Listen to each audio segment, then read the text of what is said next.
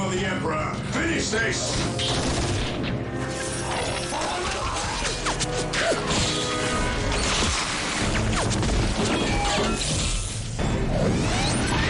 Higher ground, we'll gain the advantage!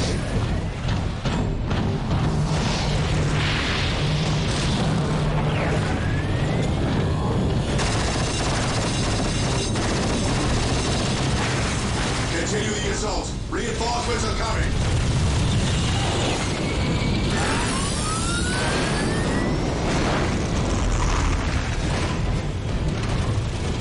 The monolith! We destroy that and this is over!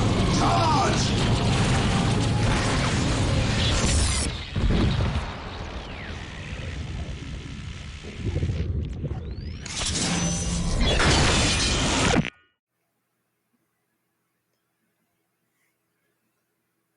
See what happened to those Space Marines? That's what happens when you don't get off the Necron's lawn.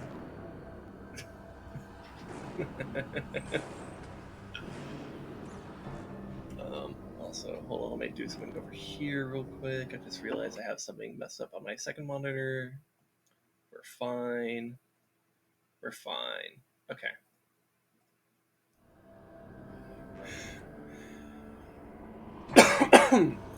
Excuse me.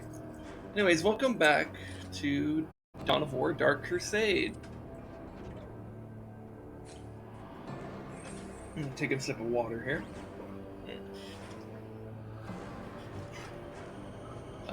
Yeah, I hope you, if you're tuning in, you're most likely watching the VOD later right now.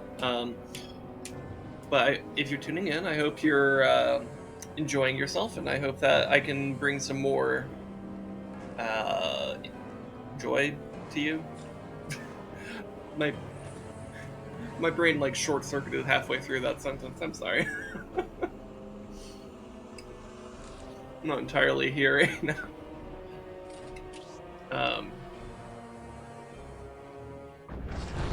Yeah, we're just gonna continue. I think, yeah, I should be able to just hit continue here. Yeah.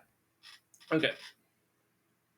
So where we left off, we're doing the Necron campaign. We started off, we conquered a bunch of territory and stuff. We even got the spaceport. And most importantly, we got this area, which gives us tons of power, which we need. Yeah. So what we're gonna do today is we're gonna prepare ourselves to go against Chaos. And then we're going to go after the Imperial Guard, and that's kind of my plan so far. And that might be all we do. We'll see. Depends on how long that takes. Yeah. Well, let's hop into it. This is going to be a bitch. Like, this island, if I remember correctly, this map is actually pretty small. So having a strong defense here is kind of super scary, so it might not go well. Hopefully I'm good enough with Necrons to do this.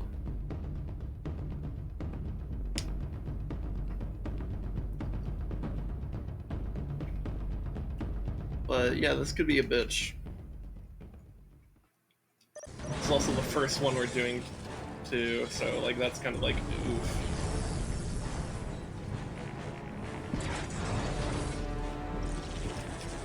Okay, everyone position yourself here. We're gonna need this. I think we're gonna need reinforcements fast too. So I'm gonna go ahead and set that up.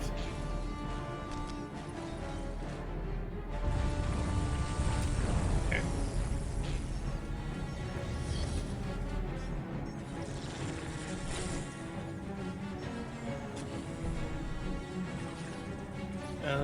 You go capture this.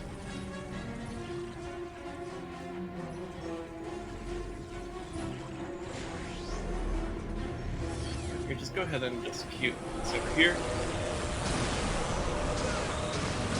You back up, turn around.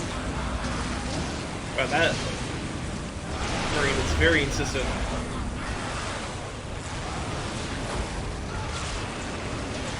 We should probably prioritize the... there you go. The Forbidden Archive as soon as we can. I have reinforcements on the way. We're doing okay. Maybe I don't... Well, yeah. Maybe I'm... Don't need to be as worried as I am. And I'm just worried because, like, they start with their stuff and we don't. And that does make it harder.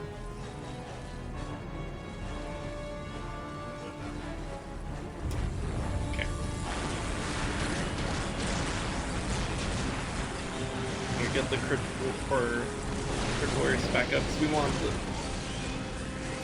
flayed ones in there. Alright, let's just try to snipe that production building as soon as we can. You got a summoning core.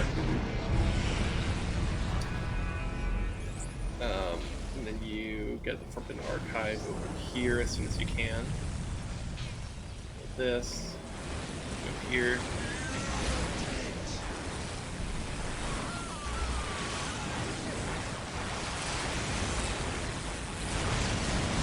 Alright, we got that down. That's good. Necron Lord, go contest Eliphas. Okay, Eliphas is down. Good, good, good.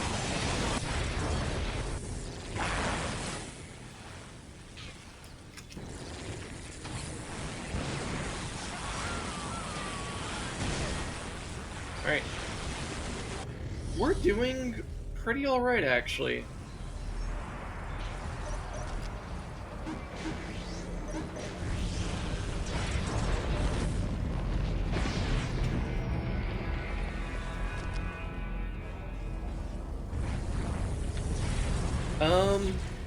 You know, I'm not entirely sure I should go in the archive. I wanted to rush that out, and then I'm like, you know, I don't know if I really need it that bad.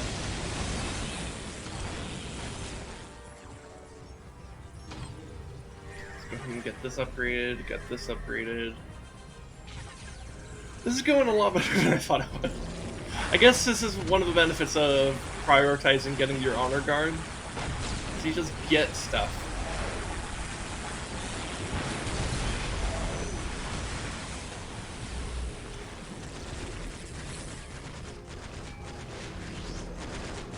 Oh, that's unfortunate. Well, we're gonna do this and we're gonna do that. Yeah, that's unfortunate positioning. We might not lose that though. They don't do a ton of damage. Oh, come on. So yeah, let's just get this like here. That way we're just kind of defending this front very strongly. Prioritize this. I'm not worried about some cultists. They're not going to do shit to us.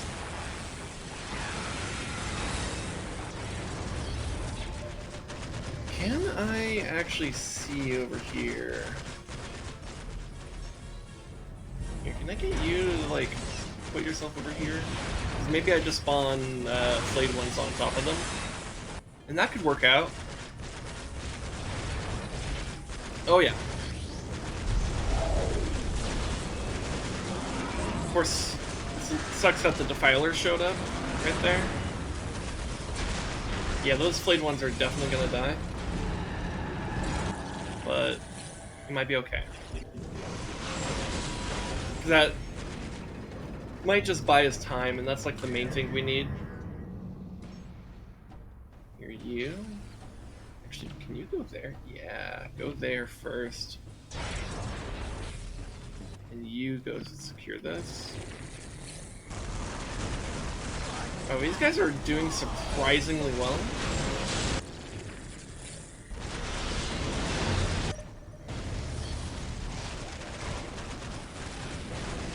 Let's just start spamming some Wraiths, because we just need units in there fast. Which means I should go ahead and get the Wraith upgrade.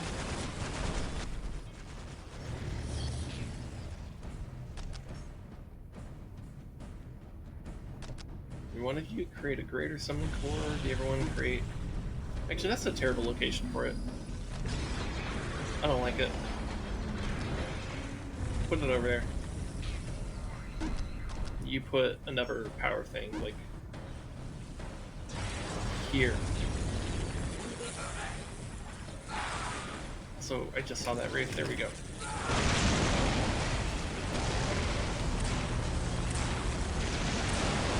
Put the pulse like right there.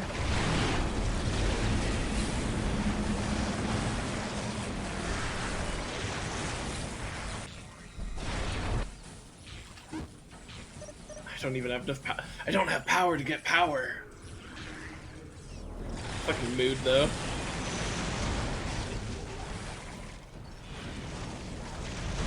Yeah, they didn't even do that much damage to this. That's kind of funny and sad. Also, let's get the lightning field because our Necron Lord is getting in there, and with things like defilers in there, it's definitely worth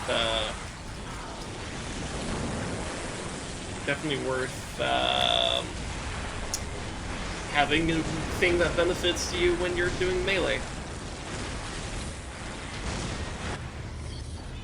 Let's go ahead and upgrade this. Wow, we're doing great here. I'm so proud of this community. Actually, you come down here.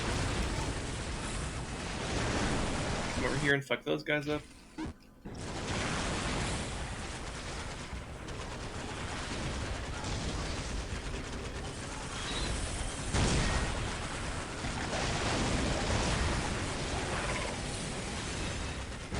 You jump over here. Call down lightning. Bam! Okay, yeah. We're doing great. Man, I almost feel silly for being worried.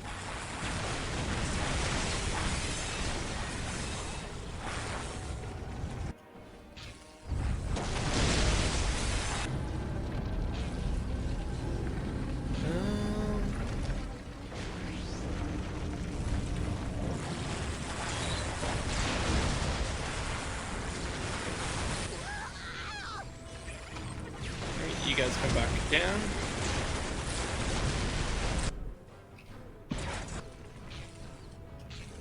You come over here and repair that guy. You guys go on in.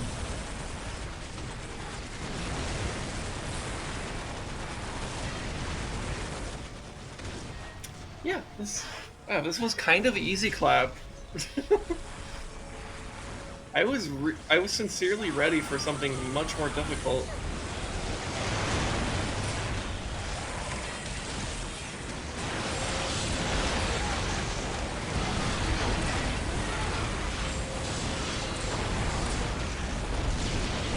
Really wasn't that bad. Where's the... Oh, he's in there. Yeah, fuck him up.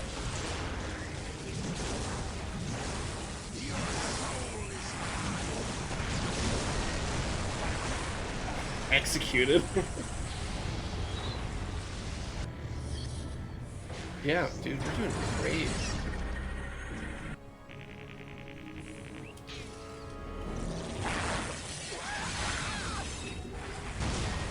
Oh, you're gonna die. You get yourself over here.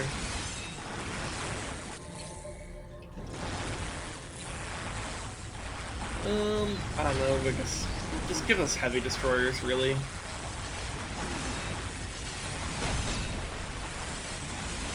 Where's my Necron Lord? Yeah, just pulse this area.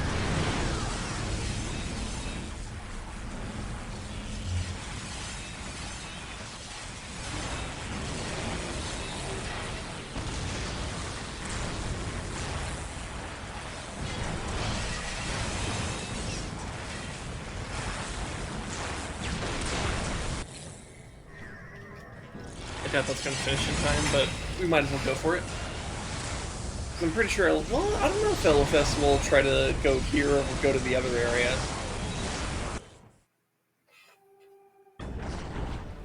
Yeah, that was kind of easy clap. Let's go ahead and get the, or, no, Commander. Yeah, let's get our Honor Guard. That way if he does attack this way, we're gonna be fine. I'm not even that worried about the other province, to be honest. I've defended that one plenty of times. So yeah, that was. I guess we're doing better than I was. I was prepared for that to not go so well. All right, let's end our turn. Okay, so he's going that way. We'll fight this.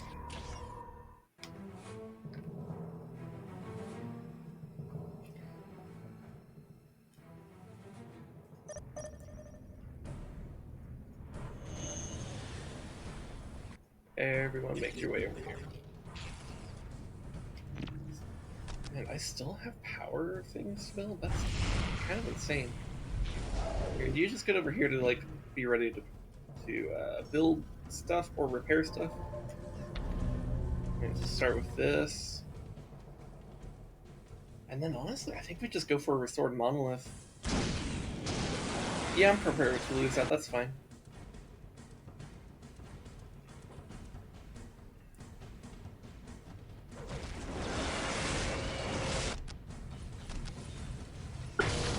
Okay. Oh, you do that and that. Where are the other units? That. Nah. Okay. Let's get them all over here. And yeah, they have enough firepower over here that they'll destroy that, and I don't really feel like contesting it. There we are.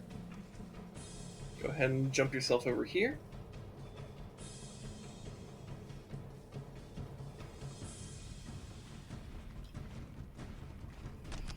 And let's get ourselves some pariahs, some immortals, a lot of immortals actually. Let's just go super heavy on immortals. Fuck it.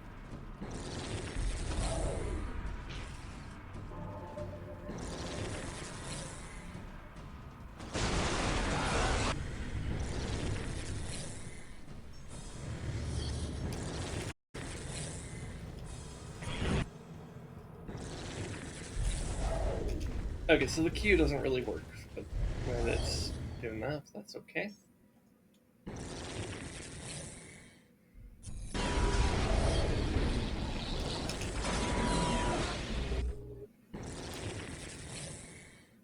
I actually don't want that necessarily to be in my queue or my main army group. Because I think I want the monolith to actually hold this area. It would also help if these guys didn't get stuck on it. Oh, come on. You can do it.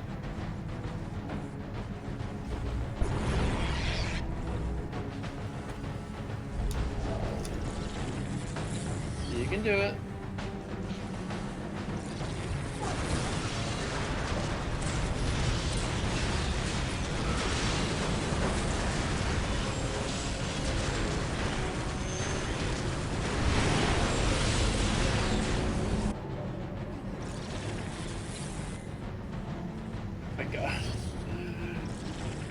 Come on. No, you keep moving this way. You move. I need y'all to move down here. Alright. Alright, I think we finally got them. Okay. Alright, you come down here.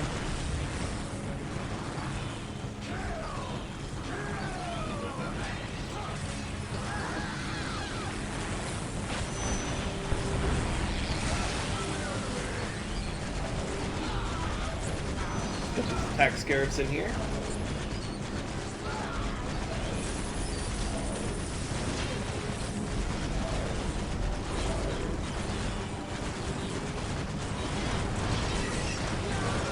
Oh, that was a twofer with that one.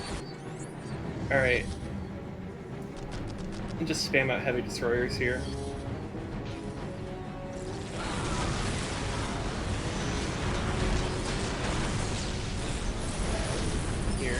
Get on the Space Marines.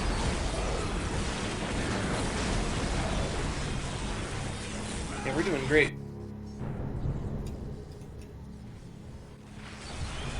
You guys come down here, hit that.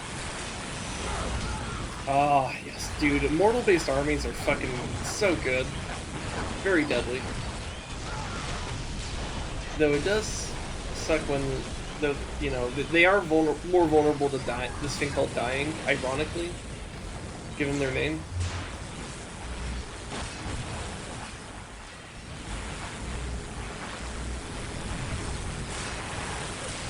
Well, I say that, but like, even then, we're not that fragile.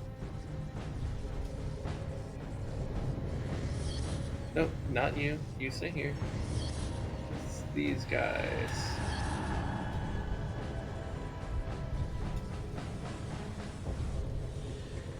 Okay. We got our squadron of heavy destroyers here, ready to siege any base down.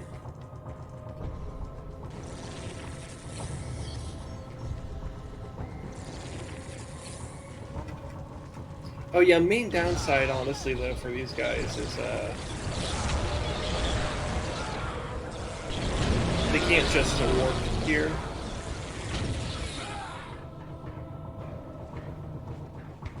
So that kind of sucks.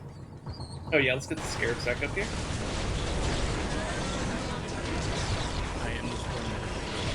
Oh, I hear a res dog, though he is kind of quiet. Is that because he's quiet or because I need to turn him up?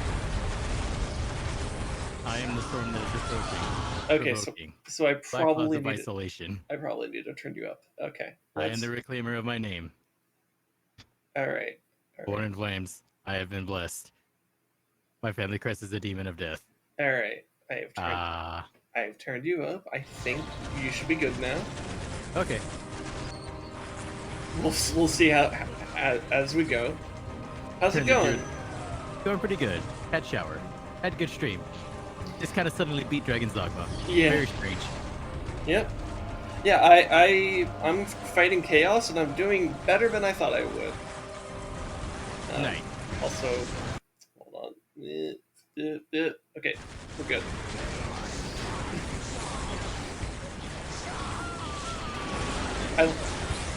I love what I'm like doing stuff, but I don't know how to vocalize. I'm just like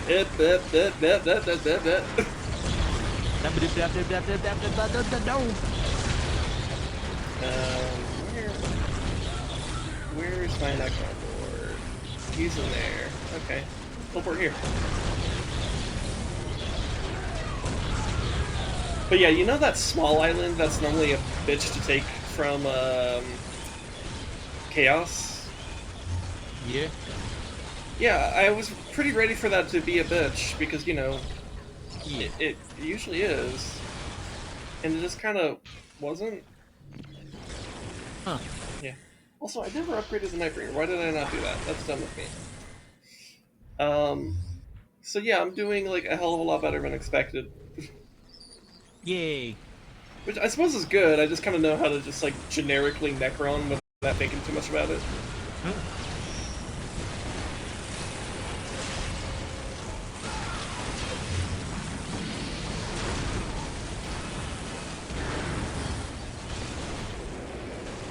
Alright, heavy destroyers, just walk on by, hit the Defiler, Defiler down, Necron Lord, do some, chase these guys down. Where are my attack scarabs? I feel like they should be in here.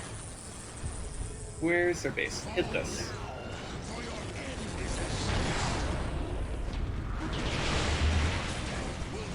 Did he really Doombolt a heavy destroyer? That's funny.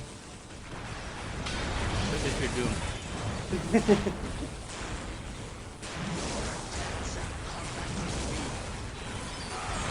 Hey, Immortals, get on down here.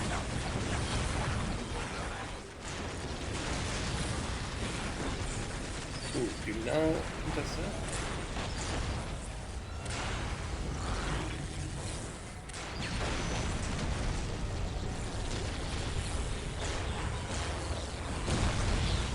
I guess we could turn into the Nightbringer, but we're not even gonna have time. Yeah. Is this going well? I guess that means I'm not too worried about the strongholds then. Alright, let's fight off the Imperial Guard. They want to step on my lawn? I say nay. Get off my lawn, human. You know, the orcs, we are the lawn. True. They are the lawn that is approaching.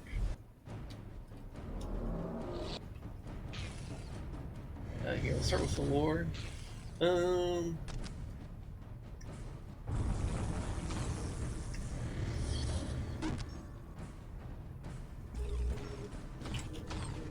did I gotta hotkey the buildings? Doop, doop, doop.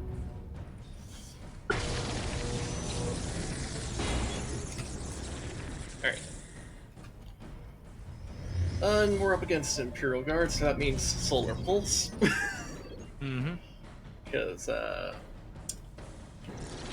they're not good when they can't use their flashlights, or their rockets, or their tanks. Or their plas guns. Yeah.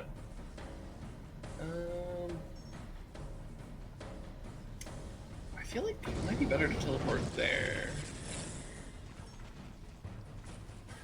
Yeah, I love how my opening move is, and this is like, get the Necron Lord and then fully awaken the monolith. Let's go. But hey, that's one of the cool things about Dark Crusade with retaining your infrastructure. You can just kind of do that, and it works. Here, let's get a couple flayed ones. Actually, let's get one unit flayed ones ready and spam a bunch of wraiths, which means we should get the wraith upgrade. Because I know wraiths are mean against the Imperial Guard, and so are the flayed ones.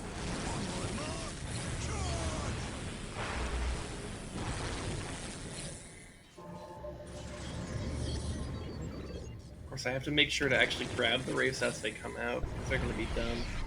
Also, go ahead and teleport forward.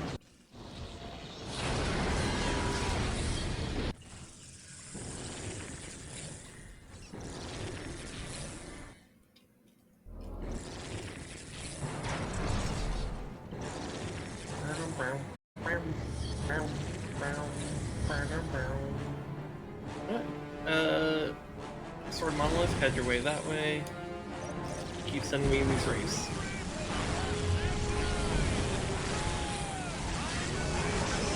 Alright, I forced them into melee, so I don't even need to bother with the pulse. Okay, this wraith is struggling though. Okay, go around the monolith. Don't need you to dance all day.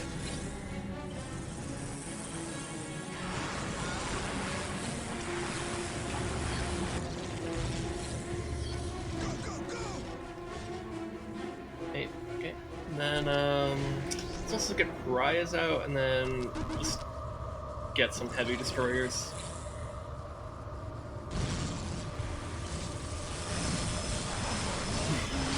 Look at that tech priest run. Alright, pariahs. Okay, just walk around the monolith. You can do it.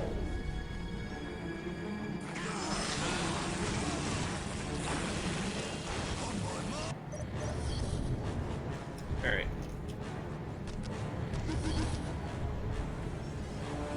Okay, destroyers?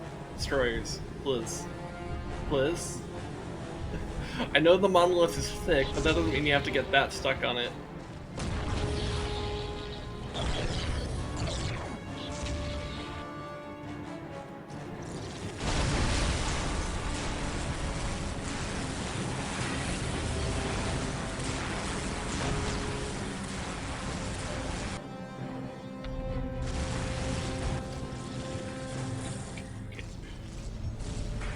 Yo, you guys, go hit these.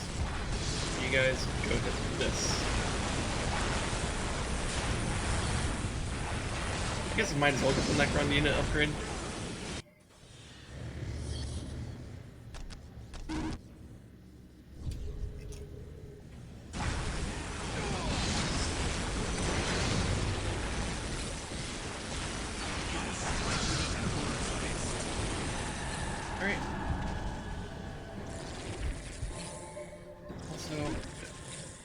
we don't have money for Nightbringer, that's fine.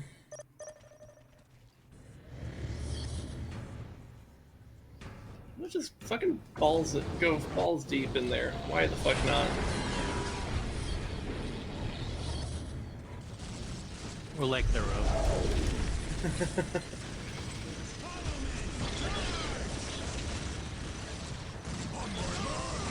What is this race? Oh, you're fighting the Lord. That's fine.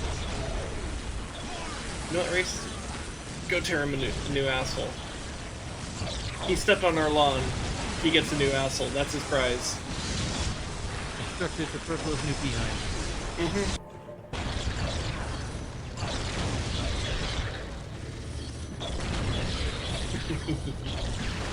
Oh, I love this. Is it fair? Absolutely not. Is it fun? Yes.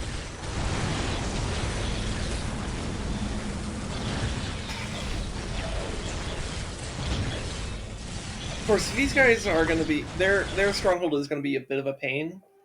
It's not, like, particularly rough. It's just, like... When you're slow, and they're... Like, when your units are slow, and they use heavy artillery to knock your units on their ass. Pain Pecco. Yeah. Yeah, it becomes a bit of a pain Pecco. Anyways, let's get rid of chaos.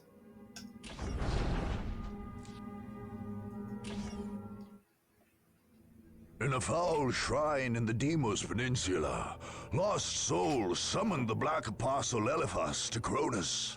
There, the Word-Bearers raised their black temples and launched their assault on the world.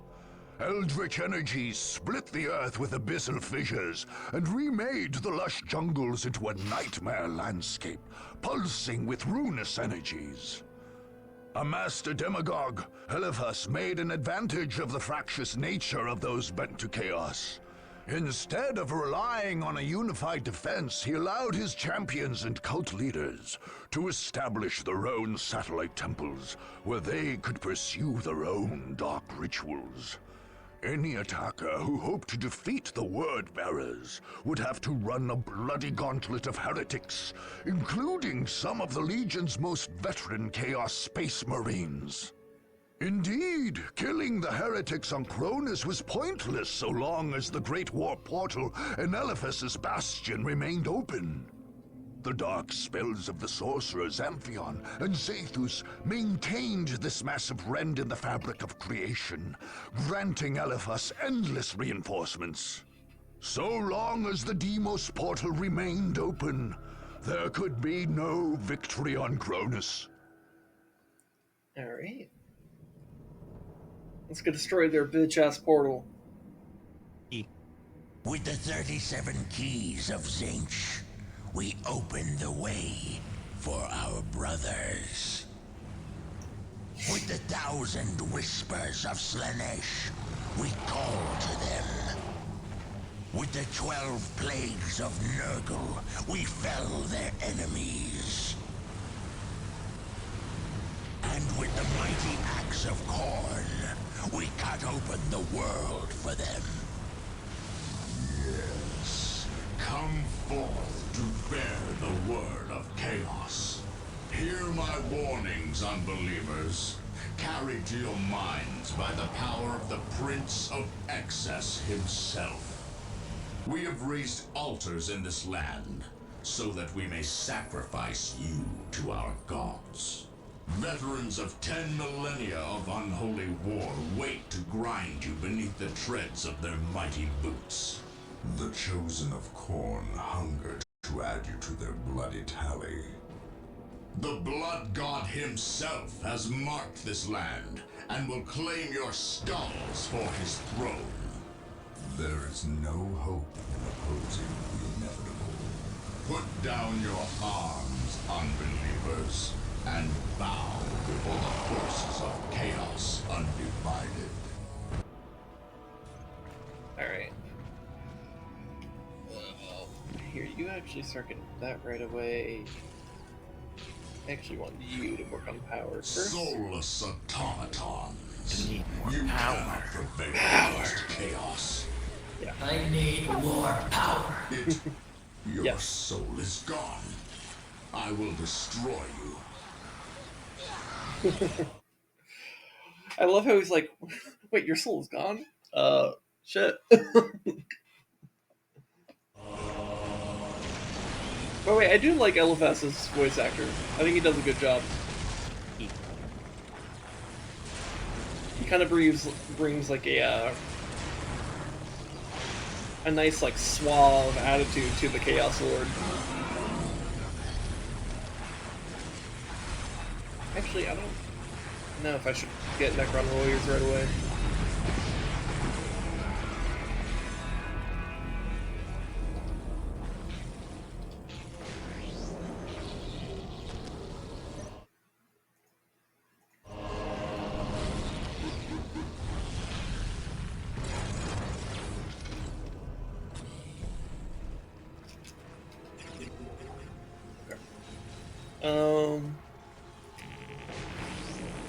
Also, I love how he's like, you will face the veterans of 10 that have known only war for 10,000 years. We're literally the Necrons. We've been around for 60 million years. Actually, no, we've been asleep for 60 million years. Who knows how long we were doing stuff before then?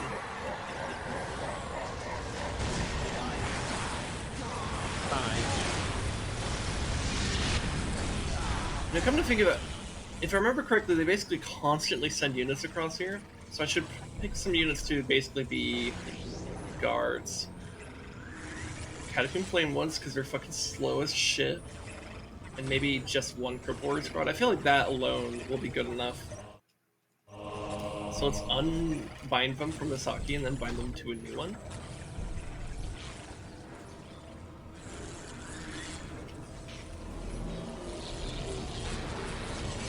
Okay, let's actually pull them back as well.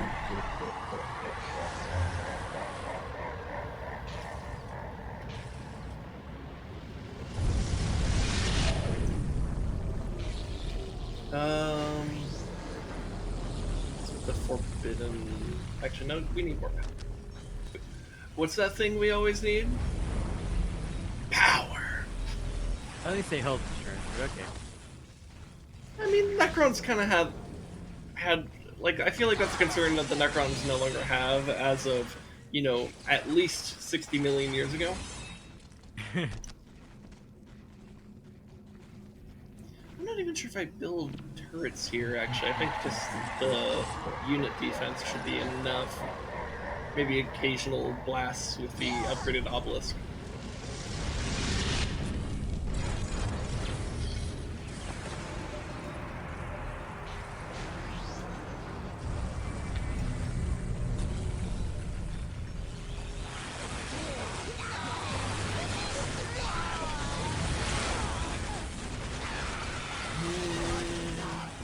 Yeah, let's send some Wraiths in. And then upgrade her monolith.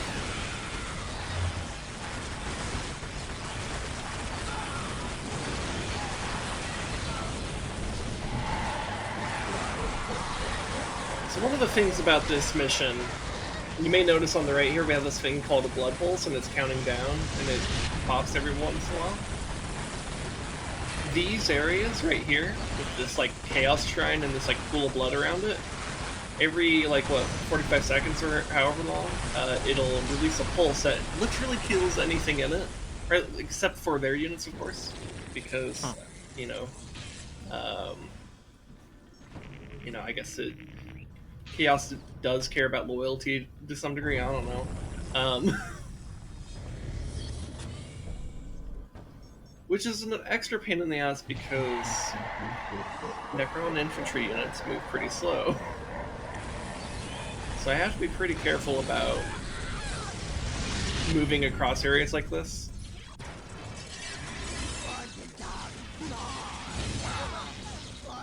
Okay, these Catacomb guys, where's my Necron warriors? Did I accidentally re-hotkey them to the main group? Alright. You've randomly been selected to go join this group. Oh, actually, no, they're there. Actually, okay, never You've been mind. voluntold. All right. Okay, none of my units are in here. Necron Lord, do not just walk into that. Thank you.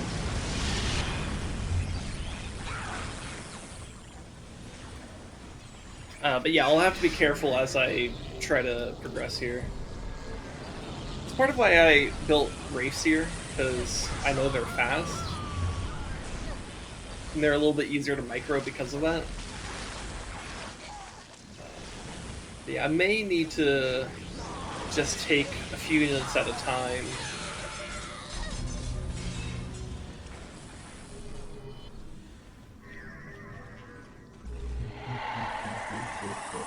Okay, I think we can go this way, though.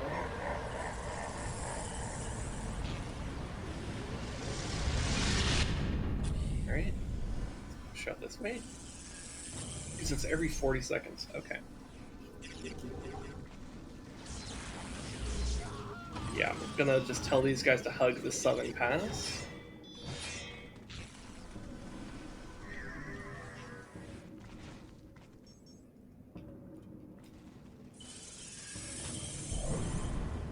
Nope. Hug the southern pass. Okay, those units that are already crossing that way, they'll just have to do it that way.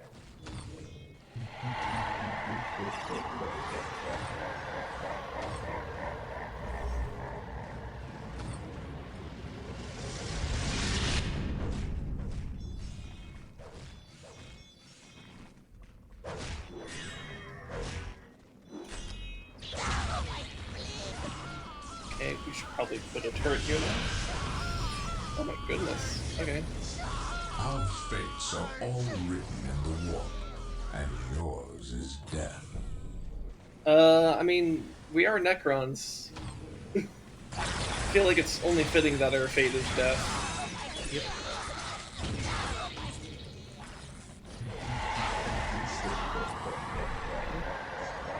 By the way, that laughter that you hear is what signals the blood pulse. So I'm just constantly keeping the ear out for that.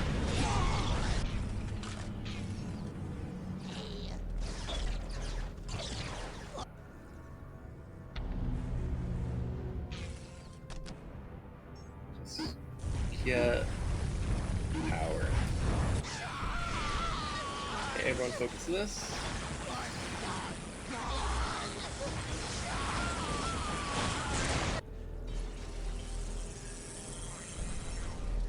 Here, I think you can get across it this time.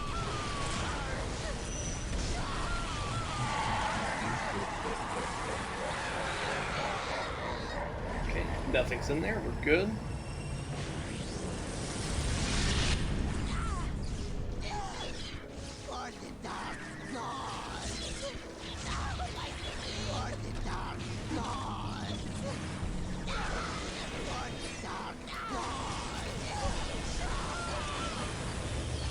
Let's see, let's also get flayed ones queued up so that I can just summon them at will. We're gonna need a grate or something for it at some point too. Actually, you can go build that. I don't need that guy to work on it.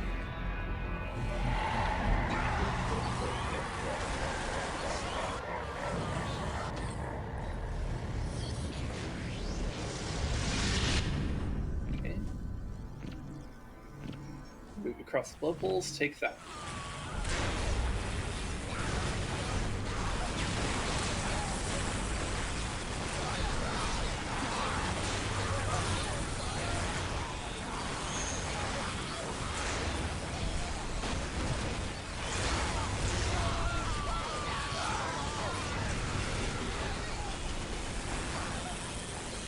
Take this out.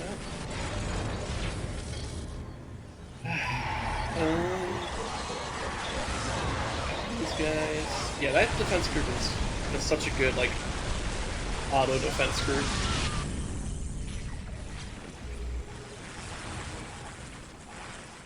Okay.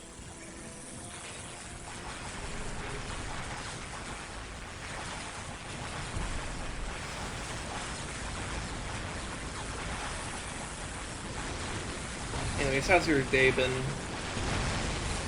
Work is boring, but hey. Whatever, it's a job. I get paid. Fair enough. I'm there for a paycheck, nothing else. Yeah.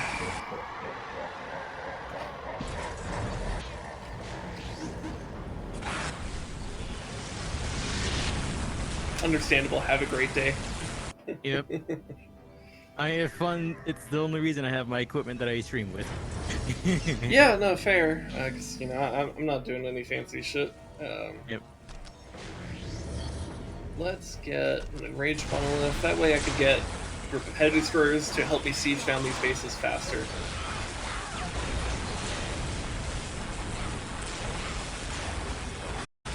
Now, one thing that's nice is that there is a way to turn off the blood pulses, but it's like in the center of the map. I think it's like I'm trying to remember. It's like somewhere around here in the center area, which means it'll take a while to get there.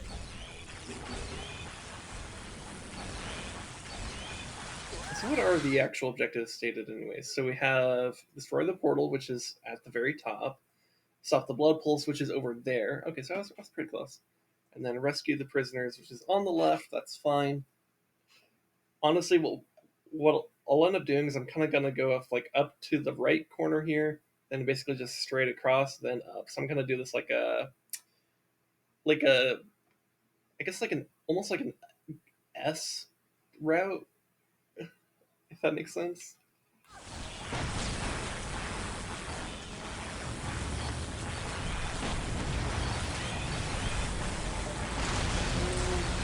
I also don't know what upgrades I want to get for the Necron Lord specifically. And I do have to be kind of judicious about that. Because I can only get 3.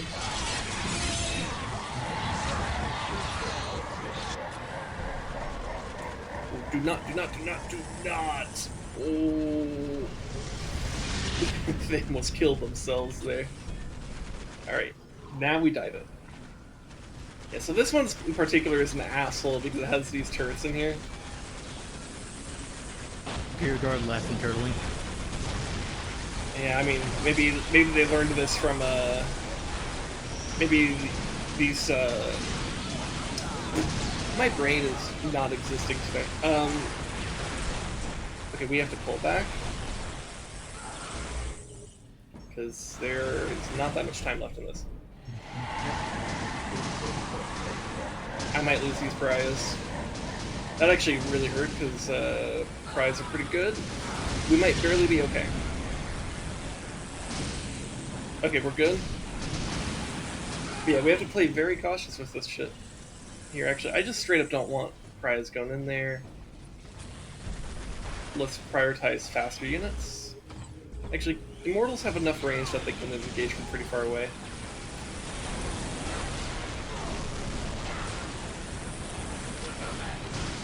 But yeah, this is going to be a very awkward crossing that I'm not sure how to deal with. Well, no, I do know how to deal with it. It's just like, I'm not sure how well it's going to go. Immortals, move. Immortals, move. Immortals, please move. Oh my god, please move. You're going to die. You're literally going to die. Okay. Okay. I lost some scarabs, that's fine. Scarabs are totally worth losing. Okay. I need to decide what units I'm getting here. Also, let's get those heavy destroyers here. So these guys are fairly fast. I think they can go in first. Then I need to set up like groups of other units to go in as follow-up. Nope, do not go in. Do not disengage, disengage, disengage, disengage. Do not move in. I don't care what the fuck is shooting at you. Do not go. Alright, now you go. Now you go. You go right the fuck now. Cling to your hope, my friend. It will make your destruction all the sweeter. Here, I think we do want a solar pulse. Did my Necron Lord does not blink? Hello? Hello?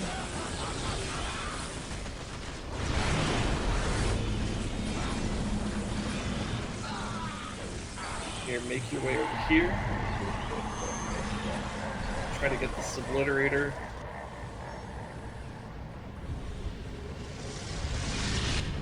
Okay, pulse one off. Now I'm going to tell these guys to just get in there.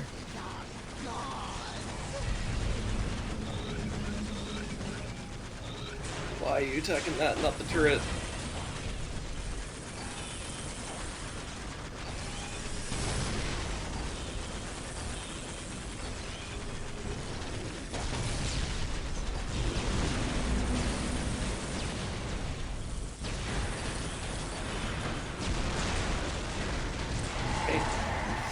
These Necron warriors just got across that area. That's how much of a bitch this thing is.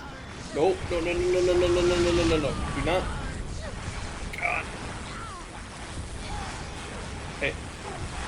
You guys get over here. No.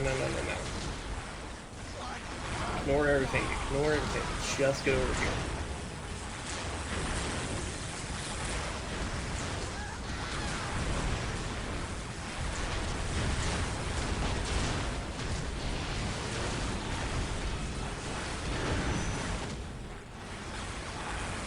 I do not want you taking fights that close to the blood pulse. Oh my god, blood pulse, man. It's such a bitch.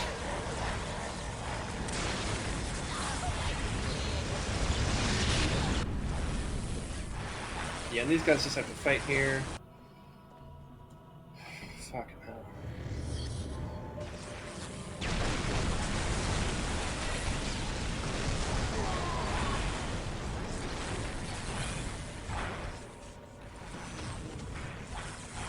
I still have one Wraith alive. Alright, that's cool.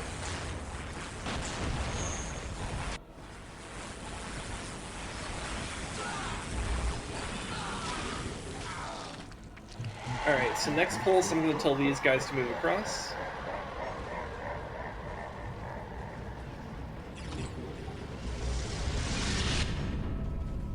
Pulse. And it's reset, let's go.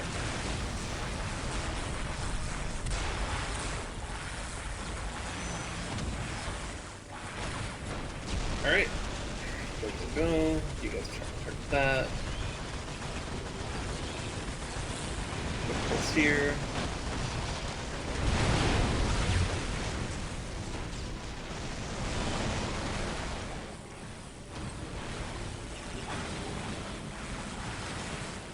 Just move. God, man, I feel like if they made the blood pulse any shorter, there's no way the Necrons would ever be able to do this. I mean, you could, but like you would have to like rely on like Wraiths and the destroyers a hell of a lot more.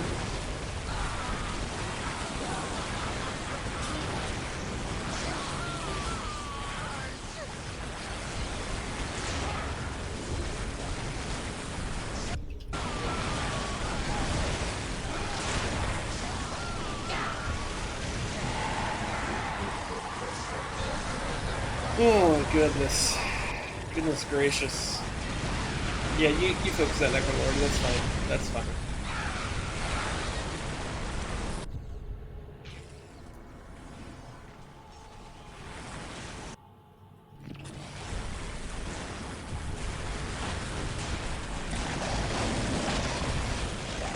Necron Lord, get the pulse. Pulse. There we go. Check his pulse, Yugi! Anyways. These guys are doing just fine. Yeah, cool.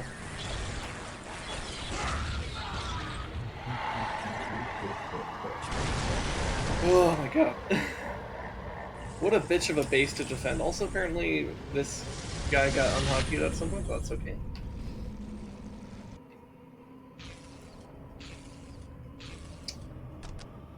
I think I may have lost some scarabs. Alright. Try to make your way across.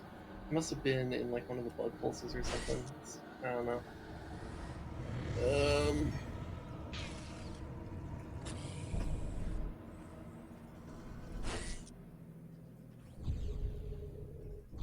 Okay. So now I need to like do this maneuver again. and have them go this way.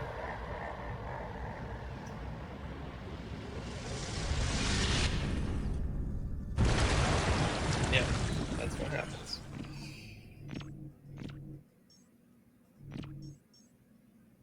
These may be able to get across. I'm a bit unsure.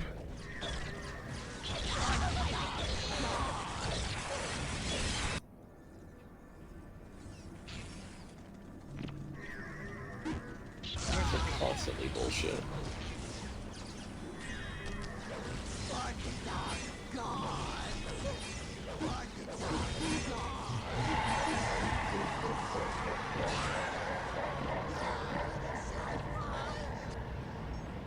Okay.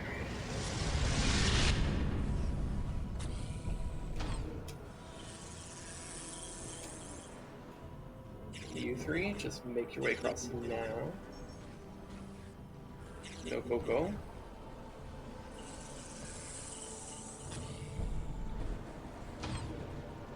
So Necron Lord could probably just teleport across. Yeah, you guys need to make sure they don't actually do that.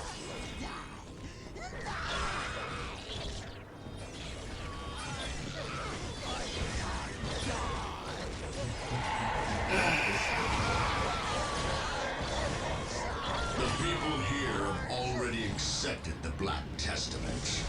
So will you.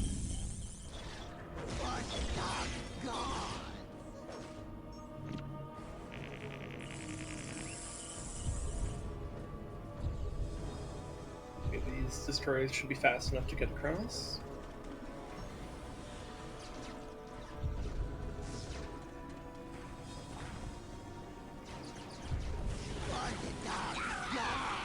Scarabs, please go ahead and get on through.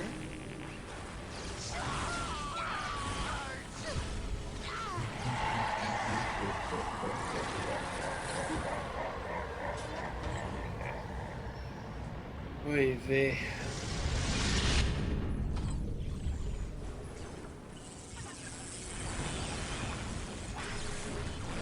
Okay, so now we're going to be intercepting stuff from there. We're going to be fine.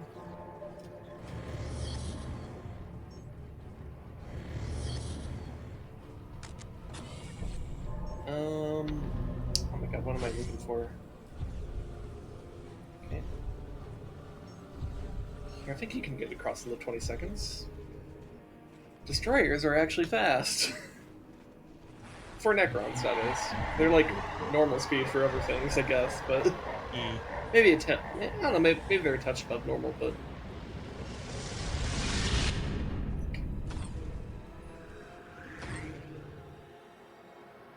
Go here.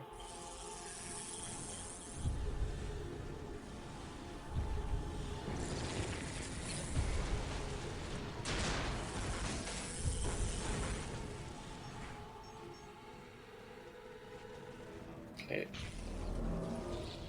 These prize will be the last one to get through, that's okay.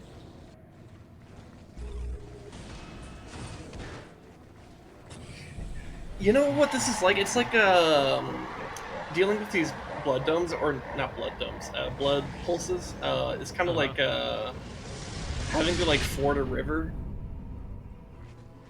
where like it's just like you just gotta sit there all fucking day, dance all day, and deal with that shit. And it's a huge pain in the ass.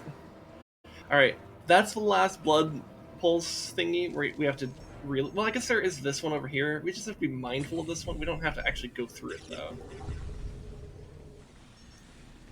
Because now we're gonna go towards where the blood pulse generator actually is. Okay, Wraith, you are suicidal. Please don't.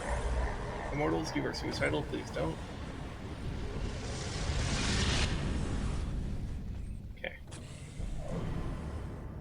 Alright. I believe it's... Oh, yeah. It's this. In case it's not obvious. Yeah. Alright. So I want you to build me this.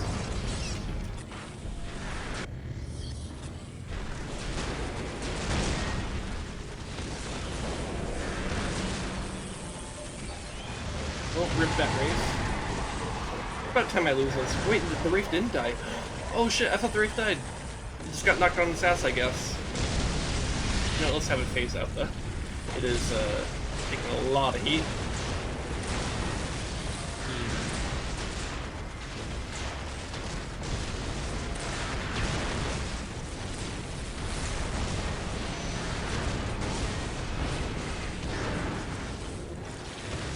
Just need these guys to get on through.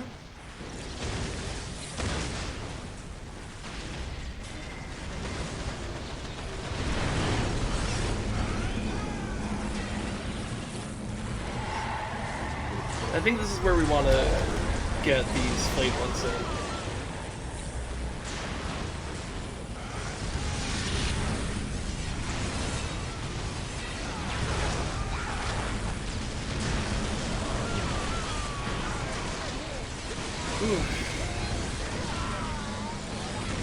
Alright, so now what I need to do is I need to get this.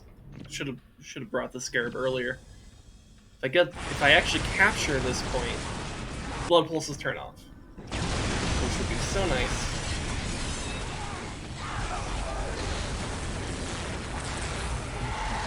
Right? No.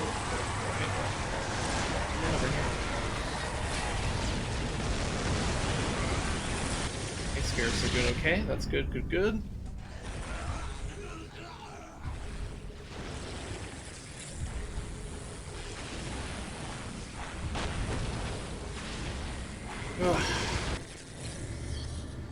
Welcome to Strongholds, by the way.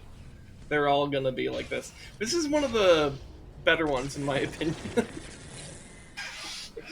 Like, really, the main thing that sucks about it is the blood pulses. Other than that, I think it's actually fine. Like, the map layout's a little bit strange, I guess, but, like, a lot of the map layouts. Man, what would a lap mayout be?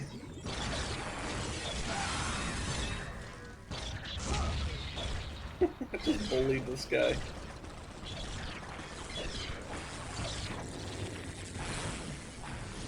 Alright, well I guess we could continue pushing with our main army. We don't need to be idle here. Oh, we can do Knife Ringer now. Oh, we need a relic. Oh yeah, that's right. That's one of the main reasons why we want to go here. It's not even for the units, it's for the fucking relic. Because I kind of want this to be a fully awakened monolith. So you know what? I almost wonder, would it be better to just build a monolith out here? Fuck it.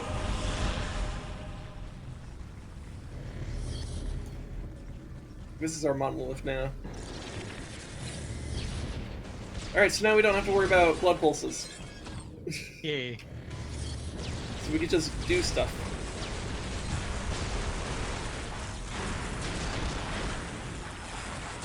Also, I just realized I am relying so heavily on the Honor Guard, but I'm using like barely any actual supply. Because the Honor Guard don't use supply.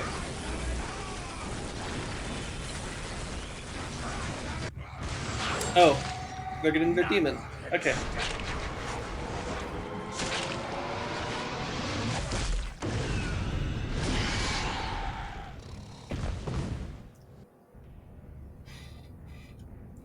You know what I will do though? I will get flayed ones from here. Just because they can be teleported. So what I need to do with this monolith... Oh, shit.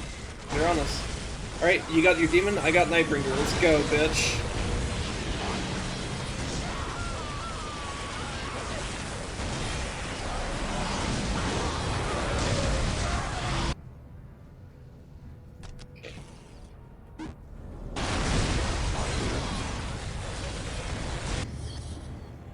Okay. More flayed ones. Nice, nice, nice.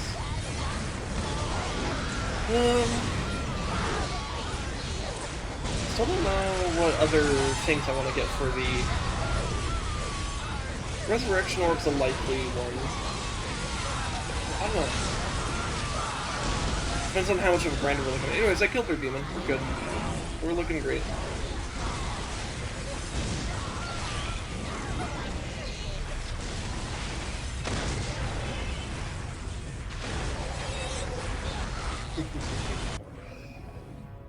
Alright.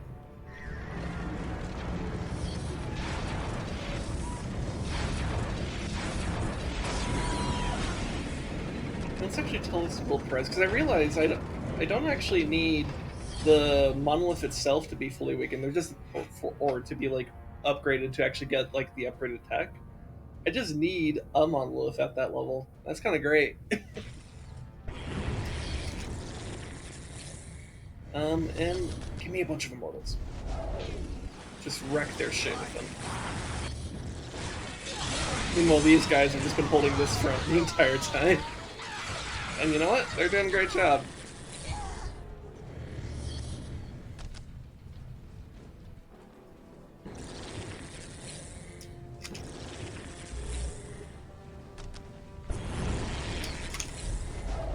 Alright. It's immortal time. If I could build power here, why not? Oh, look at all those guns. Why am I to make them useless? Probably should have done a bit closer to that listening post, but oh well.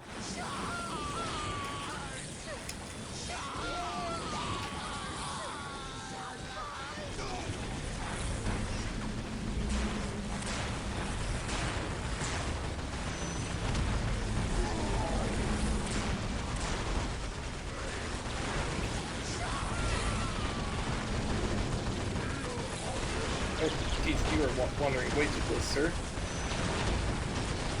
See, do we have... No, we don't have pulse ready. Go. Why is most of my army just sitting there? Come on. Get in here.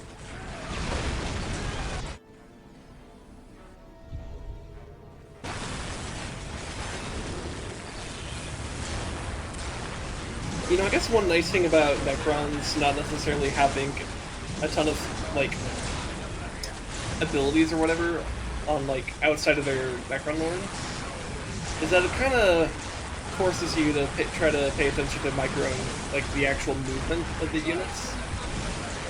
Because that is a big deal.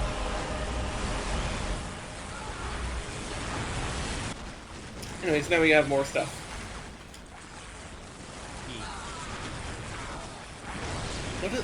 Does it also count as Honor Guard? That's cool. Okay.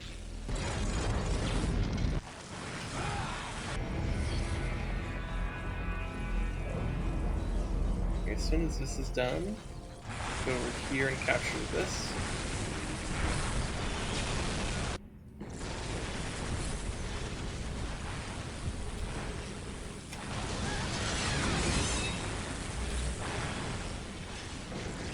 You guys head down this way.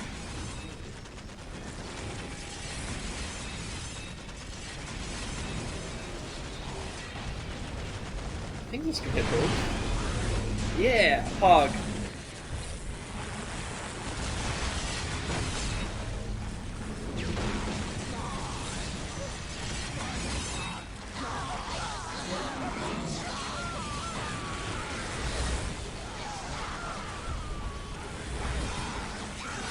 So many immortals, I love it.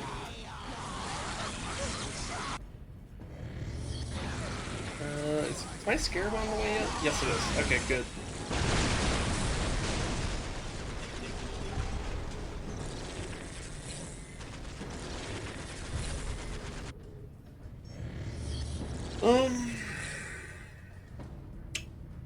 Guard, guard, guard, guard, guard, guard, guard, guard, guard, guard, guard, guard, guard, guard, guard, guard.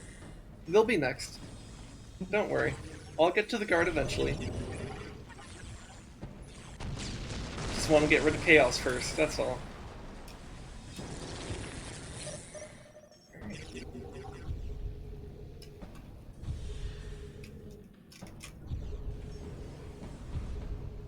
God, these heavy so many heavy destroyers, I love it.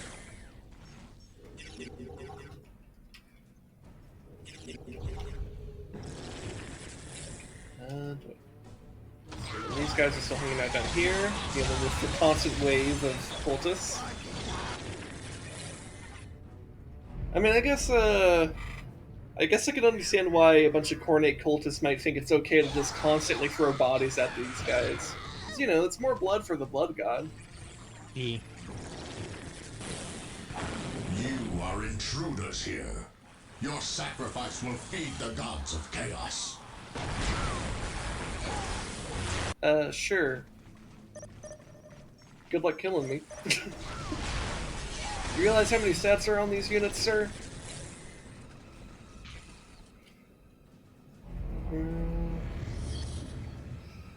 Still don't know what I want to grab on them.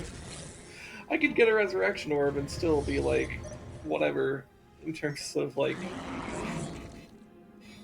or it helps me be more whatever about like everything. I don't know if I'm making words properly. I'm just getting sleepy, so it's like. Pretend I'm clever.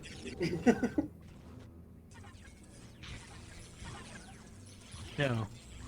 No. No.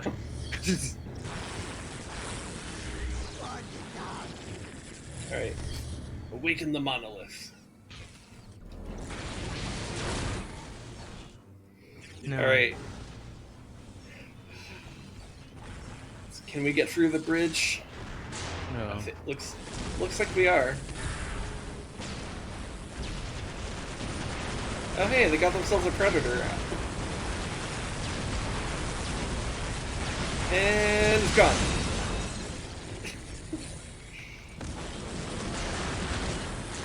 Ooh, you're actually taking a lot of heat.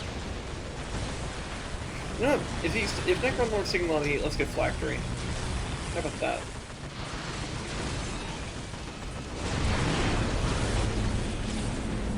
And I think we just needed to get some pushing power here, so let's also do the Nightbringer.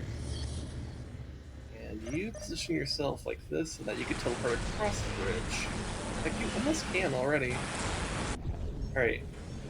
Heavy destroyers are patiently waiting. I think we now can go across. You guys start making your way across this way. Rest of you, make your way across this way.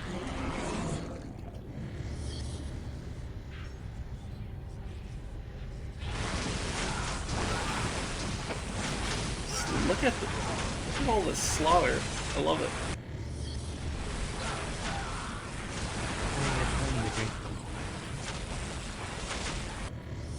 Okay. Alright, teleport across.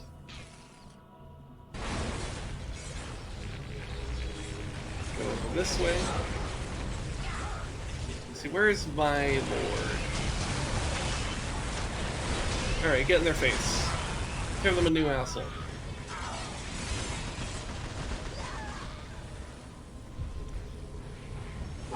Alright, you guys might as well go this way. Put down a pulse, and then teleport out. Over here.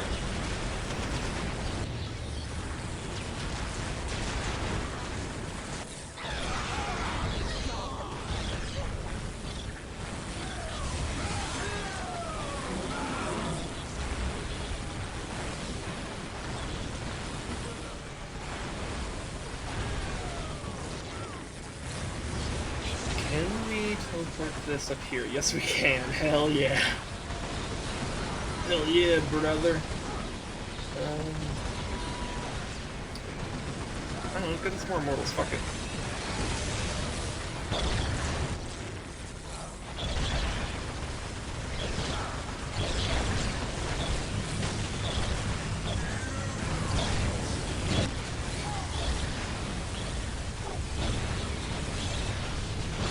Focus the turret down, please.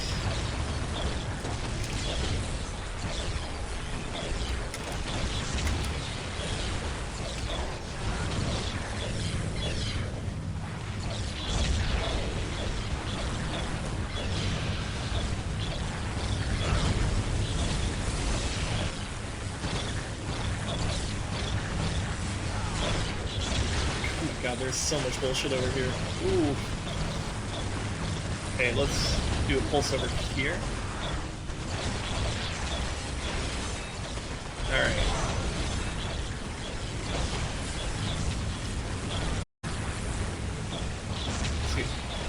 do I destroy the base or the portal itself? The portal. Okay.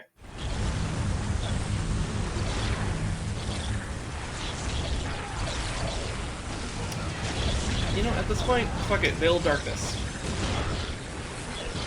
Why not?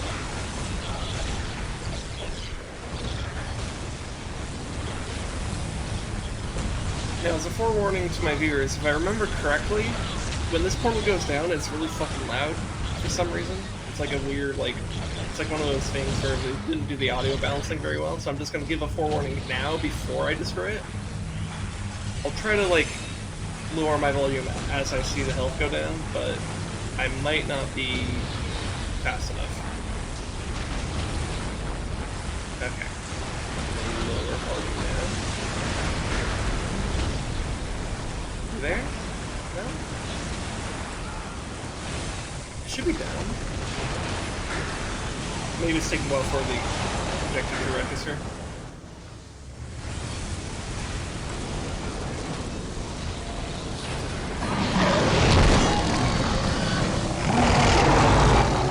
Okay. Chaos, my lord. Okay. Faithful We're good. here, not strong enough. Hopefully I spared your It is a ears. poor shepherd who blames his flock apostle. This failure is yours and yours alone. No. I will not go to the Basilica of Torments again. Fear not, apostle. The basilica is reserved for those who may redeem themselves. No. No! You will have no such chance. Oof. That's a lot of blood. In the most ancient of Eldar myth cycles, there are tales of the Necrons' bloodthirsty deities clashing with the powers of the Warp. Thus, the Necron assault on the Chaos Stronghold was something of a reenactment of that prehistoric war. The merciless wave of the material Necrons clashing with the unbridled madness of the Immaterium. Despite black sorceries and the rage of foul demons, even the traitor Space Marines could not stop the unending tide of Necrons. The Nightbringer's servants remained in Deimos for some time after their victory, seemingly focused on purging the very soil there, which had been tainted by the power of the Warp. Necron Goss weaponry atomized every last Chaos Temple and artifact left. Not to mention all the corpses and the unfortunates who survived the initial attack. By the time the Necrons moved to their next target, the peninsula had become a scorched desert of ash and dust. God, the narrator does such a great job. I love it. Yo, 3-to-1 kill ratio and 2,000 kills. Nice. All right, let's get stuff for our dude. Let's see. What does Treasure do? Reduces damage from range attacks. Well, we're gonna go up against the Imperial Guard next, so that sounds pretty good. And then, honestly, let's get Reaping Blades. Let's just maximize our damage here. All right. Cool. That works. And then, well, then we just position ourselves right next to the. Let's see, should I be here? Yeah, let's position ourselves here. That way we deter them from attacking that peninsula or that. Yeah, because that is a peninsula, specifically. And we could still attack the, attack them right after this. 2 strongholds right after another. Let's do this. Let me make sure I save here in case, like, something stupid happens and I lose the data. Because I don't want to have to do that stronghold again. Alright, let's go. Charge the enemy! My mind is too weary to fight on. Charge! We must withdraw. The Contra will crush them. In Tau. Okay, Tau actually pushed them back. But then orcs immediately. Okay. Gorgos is doing pretty good for himself, which I think I'm okay with, because that means he could potentially get rid of the Tau or the Eldar for me. And if I didn't have to do those strongholds, I would be okay with that. But it's okay if he doesn't. I'll kill them all just the same. Anyways, let's kick these humans off my lawn.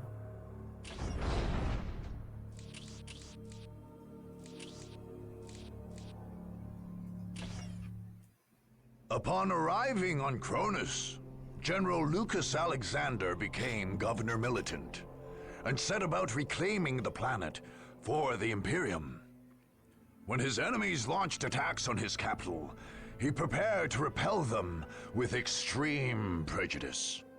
Experts in planetary defense, the men of the Imperial Guard were heavily dug in and fortified in Victory Bay. Any attacker would face well-armed and well-supplied soldiers, backed by powerful armored columns and artillery positions. The Guard's only real weakness was its morale.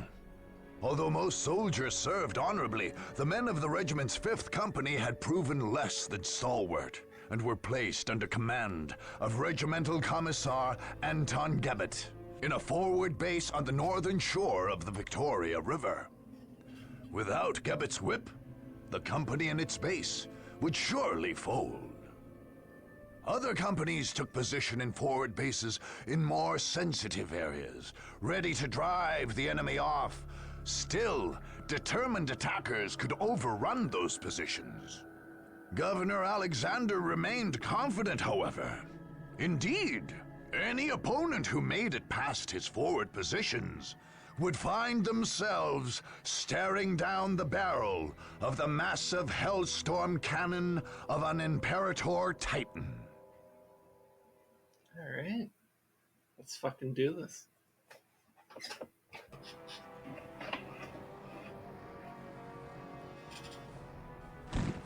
Fifth Company, this is the moment of truth. You will not fear. You will not falter. You will not give a single step to the enemy. But sir, If you will not serve in combat, then you will serve on the firing line. Oof. Enemies of the Imperium, hear me. You have come here to die. The immortal Emperor is with us, and we are invincible. His soldiers will strike you down. His war machines will crush you under their treads. His mighty guns will bring the very sky crashing down upon you. You cannot win. The Emperor has given us his greatest weapon to wield. So make yourselves ready. We are the 1st Cronus Regiment, and today is our victory day.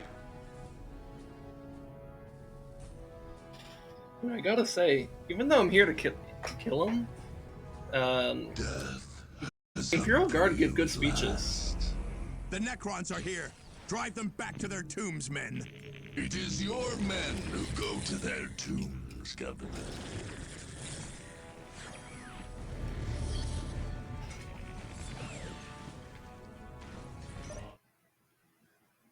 Okay, yep. Main base.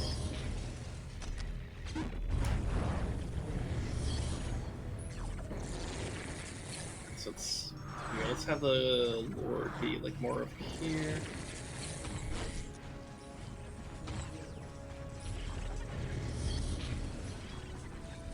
Actually, you can go get that one.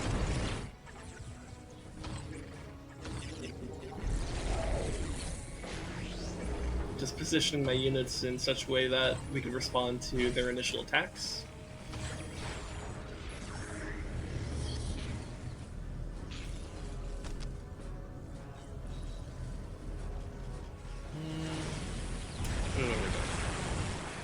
Alright.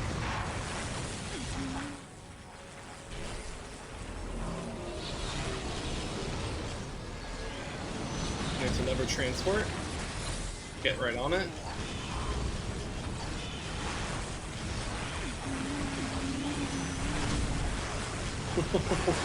What a slaughter. That's what the Honor Guard are for.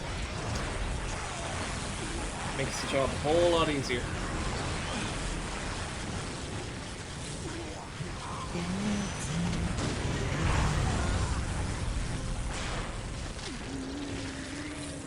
Oof. Oh my god. Sync kills. Alright, let's just go ahead and immediately push in this direction. Get more firepower on that position. Get more firepower on these nuts.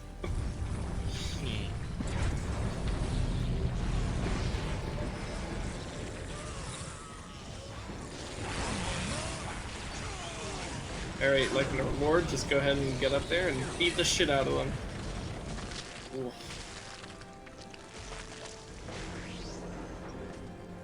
Where did that corpse even go? Oh, damn, he's sliding. And he's gone. Faded into the ground. Because that's how corpses work.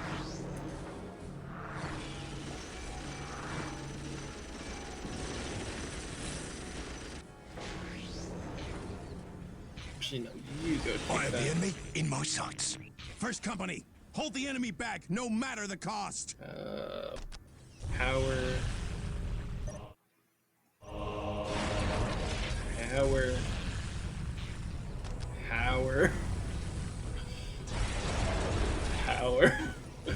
What do you think? Need more power. Exactly. Alright, get Solar Pulse because we are fighting Imperial Guard and we would be stupid to not take this. Take it back from the men. Sir, yes, sir. Of course, if they keep on spamming rockets on me, it's going to be a pain in the ass to get. There we go. Here, give us a race. I need to go get some sleep. Alright. Hey, my sleep was all jacked up because I didn't know if there was Necro stream this week. So I was like, ah, shit, I should wake up early. Oh, there's no Necro stream. Shit, I should try to pick up the sleep from waking up early. Oh no, I can't sleep. Oh wait, no, I did for like 30 minutes. Oh god, but what is sleep? Yeah. Yeah, even my sleep schedule got fucked up this week. So, pretty rough. Although before I do leave, I guess I'll finish making my promotion for my stream tonight. Oh, so while you're doing that, what are you doing tonight for your stream? I am playing Doom Eternal. Wow. We beat the base game on Nightmare. Now we're going to the Ancient Gods Part 1. And what time will that be? 10:30 p.m. Pacific Standard. And where could people go to watch you play Doom Eternal at 10:30? Yes. 10:30 Pacific Standard Time. Twitch.tv, the Res Dog. All under caps, underscore between the and the res. So, the _ Res Dog. Yeah. Spelled REZDOG. DOG. Alright, there you go. I just can't wait to get my ass kicked because I remember the Ancient Gods Part 1 being an absolute ballbuster in difficulty. Yeah. You could also, if you're watching, you could go to, since you're watching this here, you could go to my channel homepage, scroll down. If you're here on Twitch, that is. If you're watching this on YouTube, it doesn't work so well, but because it's not Twitch. But if you scroll down, you'll see a list of recommended channels. One of them is called the Res Dog. There'll be like a derpy little face with a hat. That's him. You can click on that. It'll take you to his page, and you can check out his stream at 10:30 Pacific Standard Time. And yeah, you could go check that out.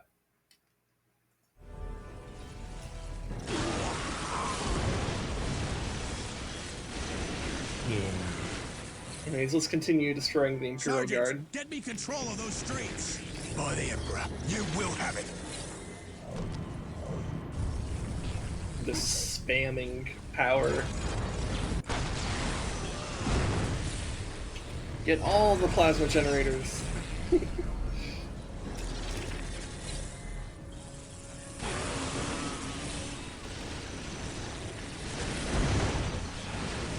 Okay, the circles. Here we go.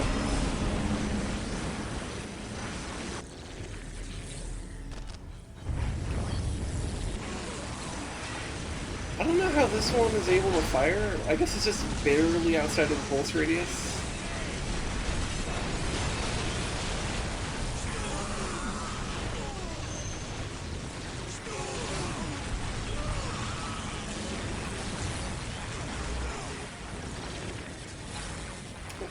Business Wraith. Come on, buddy.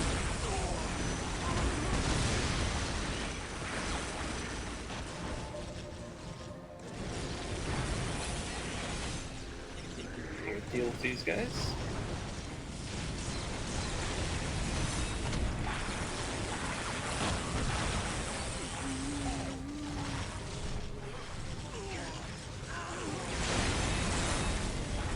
And let's teleport you up here.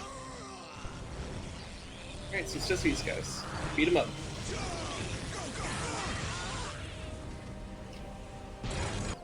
Alright.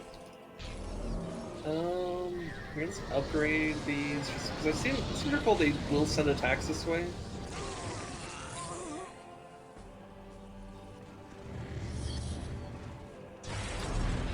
Upgrade our race and move on down here.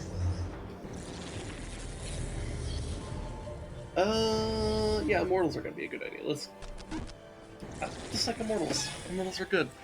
Very deadly. Very good. Very good. Very good.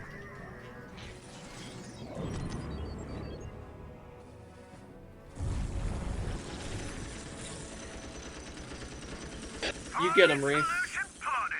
Now you will see what it means to face the Imperial Guard. Artillery, open fire! Okay, spread out. So welcome to what becomes a pain in the ass about this level. The thing that's always a pain in the ass about Imperial Guard. Which means they're more embedded in there than a goddamn tick. well, and they use like artillery and they're a bitch. And when you're slow, when you have slow units that get knocked on their ass by the set artillery, it really slows down your progress. Well, at least they are capable. At least the AI isn't smart enough to keep spamming Earthshakers. I mean, they're almost smart enough to do that because that's almost what they do.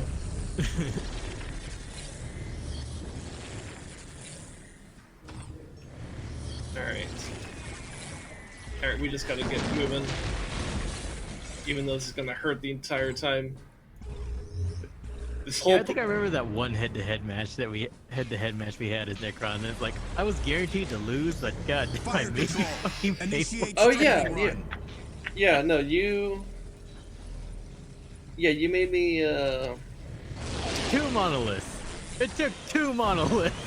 Well, yeah, that's why I commended you for like how well you were doing. It's like, oh yeah, you actually managed to like kill a monolith. Like I threw a monolith at you and it didn't just like outright win.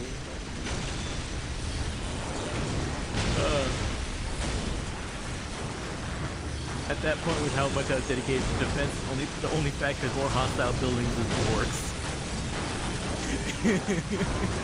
Yeah. All right. Okay, get in here. It's gonna be very deadly for you, Necron Lord, but it's very important that you do this. We're under fire! Third Company, hold the line! The Emperor demands it! Okay, we need to upgrade this. Put the Ogrins down, because those are the things that are fucking us up right now.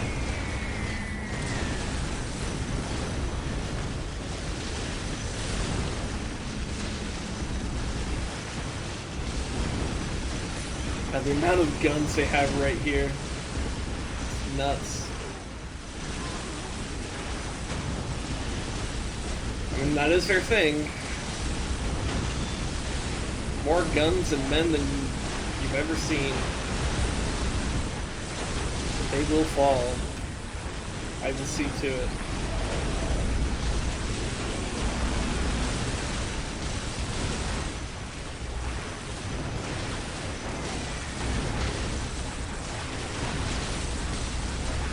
Pulse will be up soon.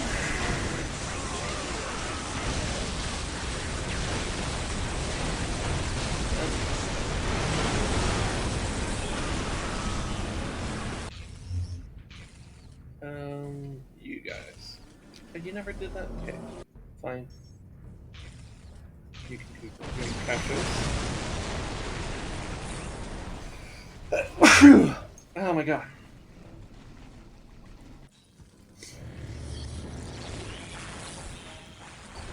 Alright, so what I want to get, so I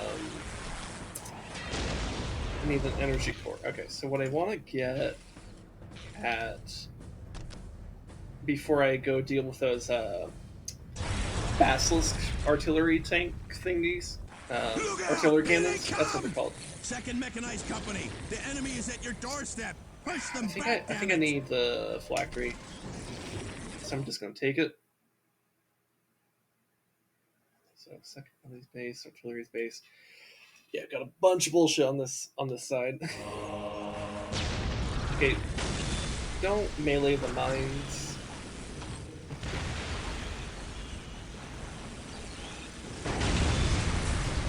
Just get yourself over here.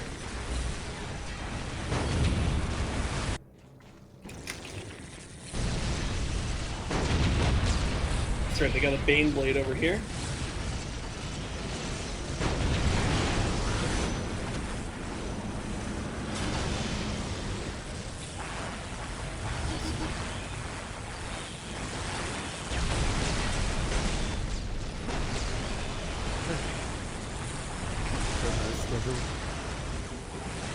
Good night.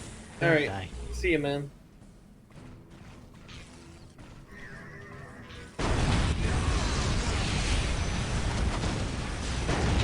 I'm going to try to kill basically everything around the Bane Blade. The Bane Blade's going to be very tanky, and I don't have my anti-lethal stuff out here just yet. But we're just about there, so we could probably start focusing on the Bane Blade now.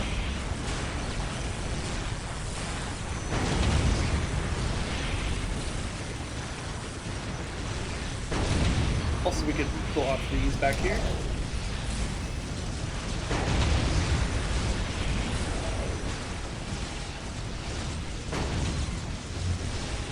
Where are you? Okay. I want Solar Pulse right here. There we go. Kill the Bane Blade.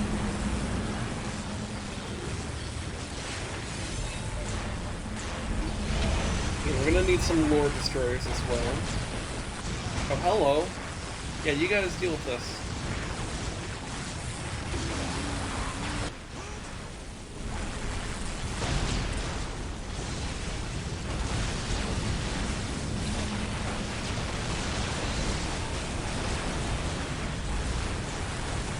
Here you go, help deal with this, please. Price is pretty good, but they could use some range support. Alright, destroy the Mars Battle Pattern thing. Pattern Command, that's what's called.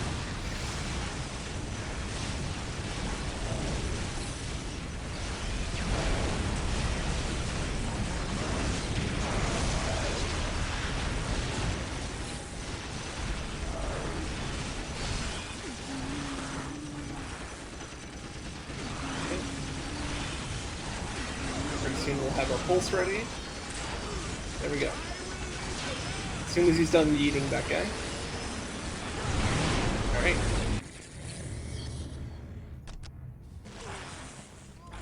Alright, I need especially hotkey our Lord Destroyers.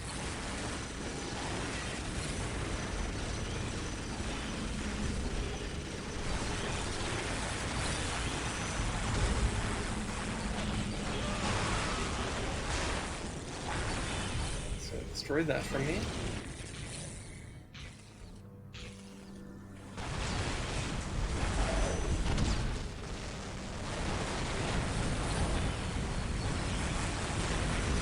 Here, help destroy this.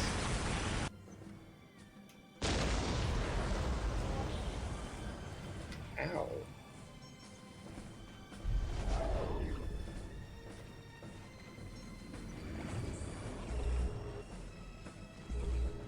Please destroy this.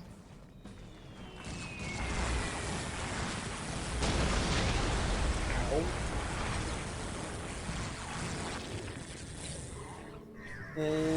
Where's the Scarabs? There they are. Okay, have my Lord Destroyer Sakini. Oh, hello, they're attacking over here? You know what? Just make a Wraith.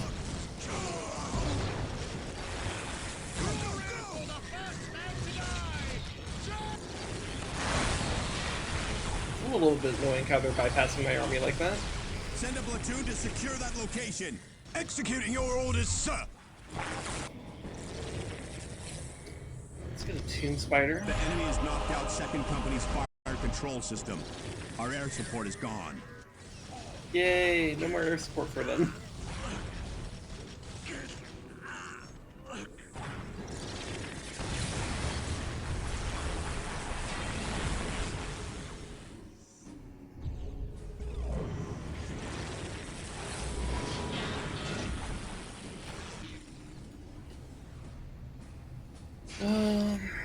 We must disrupt this attack. Tell the Vindicare Temple to eliminate their commander. One chance is all I need.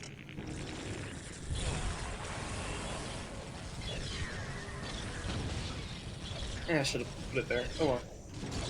Just clean this up for me.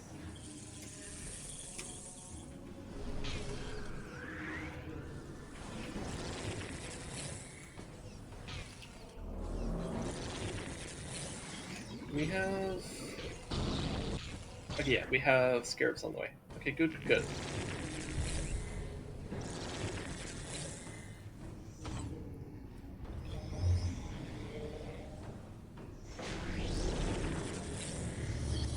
Oh, yeah.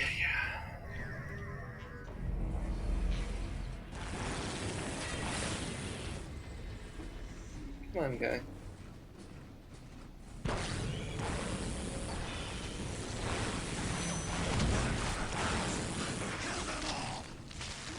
Not a very good assassin.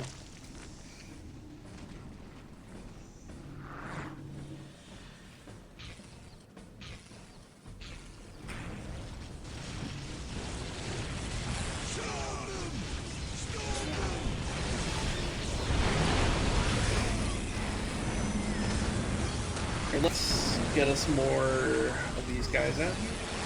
Also, didn't I get a, Didn't I queue up a, Tomb Spider? Where'd it go? Or did I not? I thought I did. Queue one of those up then. Apparently I didn't. Oh wait, no, it's right there. It's right there. Actually, I think I want you hanging out here. Main army. And these guys go here. We need to take care of their artillery, but we will take some of it for ourselves.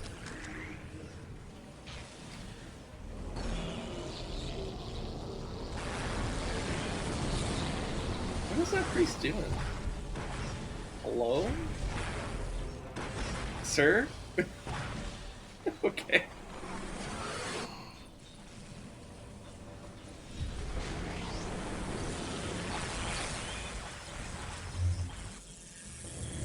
And I constantly have the instinct to check what upgrades there are, but I have like all the upgrades done. Okay, and this guy will just be here to protect this direction until we're not worried about this direction.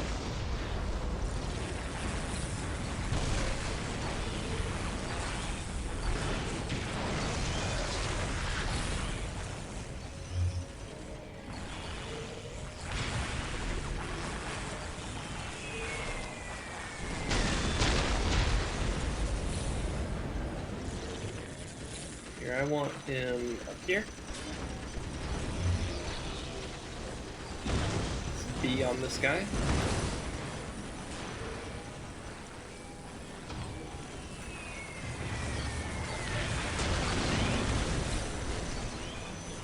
Here, you guys be careful. Don't want you taking too much damage.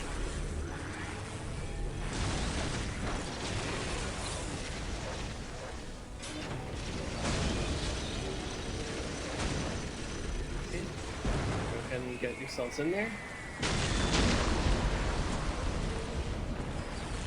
But here's what we're gonna do with these guys. We're gonna possess their vehicles.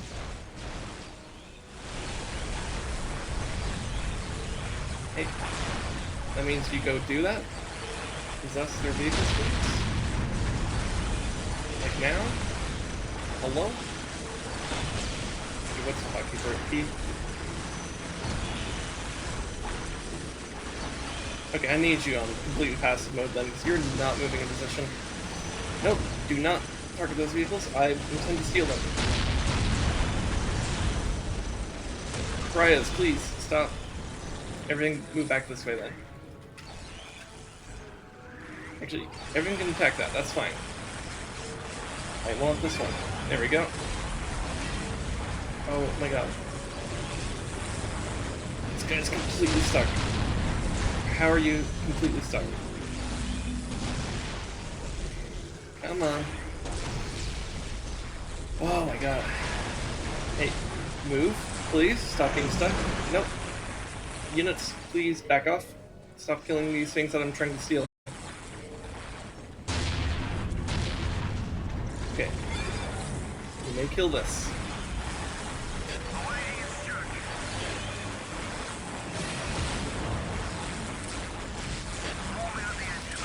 Alright. Now I could shatter their sky.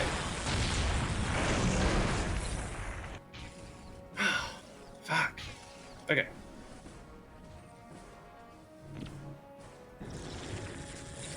That hurt a lot.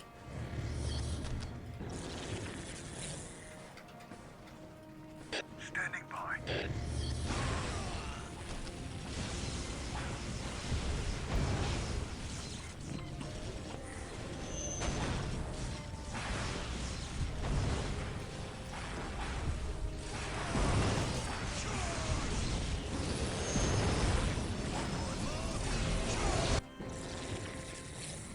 Standing by. Alright, let's see what's on E. Nice. Liberators, the enemy has made it to the northern shore. Redeploy to drive them back.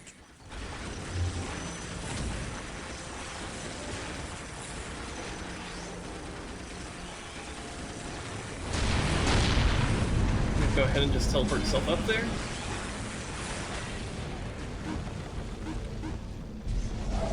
Close enough.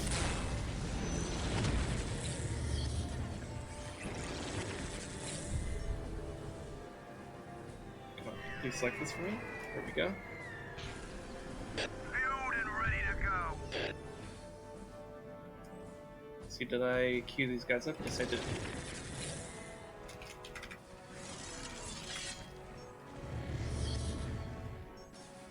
Awaiting instruction. And then you had some on you, so let's go ahead and increase that for us as well.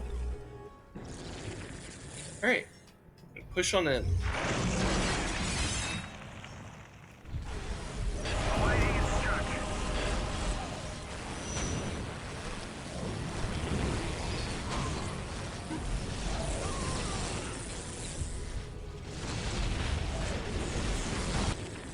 Viewed and ready to go.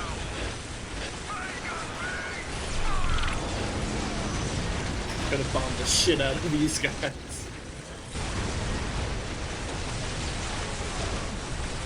doesn't do as much as I thought it would. Perhaps because they're actually entrenched or something.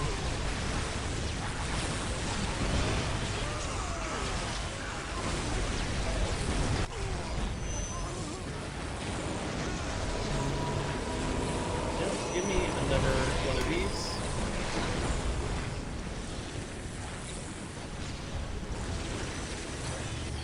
You go repair that tomb spider. Alright. Got a bunch of immortals back, that's good.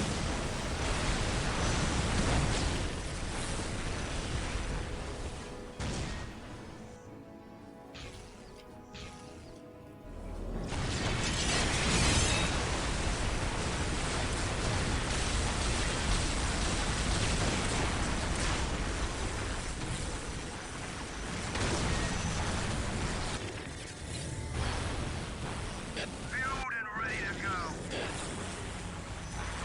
Does this also do damage? Let's see. That same shot that annihilate whole squads of enemy. Doesn't actually say how much damage they do or whether or not they affect buildings. I think they affect buildings. We can find out. If we see this take a chunk of damage, we'll know.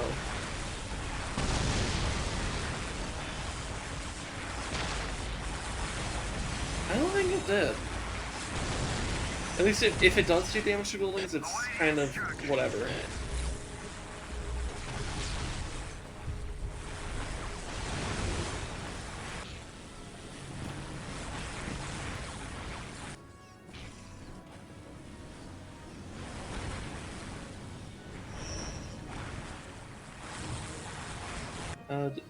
I still have Sea Scarab units. I guess we could see if they do anything useful. Also, I think we can have this guy join us over here. I'm not worried about that direction anymore. Once I can assign that hotkey to these attack scarabs.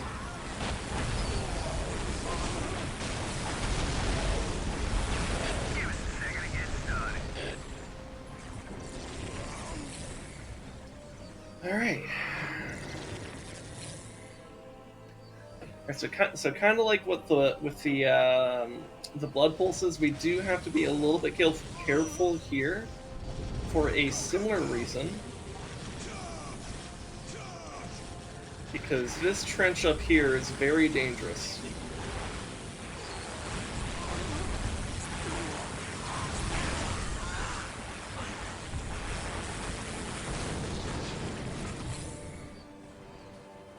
We'll have to take our units across carefully.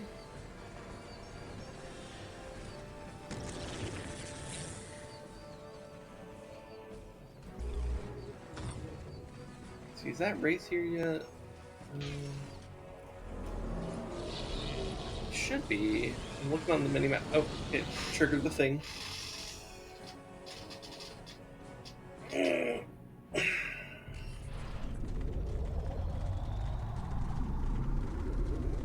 Go, go, go! On my command, fire the Titan cannon. Fire! That's a lot of Begin friendly fire. recharge. I want that gun firing again. Attacking forces. All right, so we have This a is Governor minute Militant to Lucas move Alexander. some units across. Your commander is dead. You cannot win. Lay down your arms or Oh, he be actually did kill our destroyed. Necron Lord.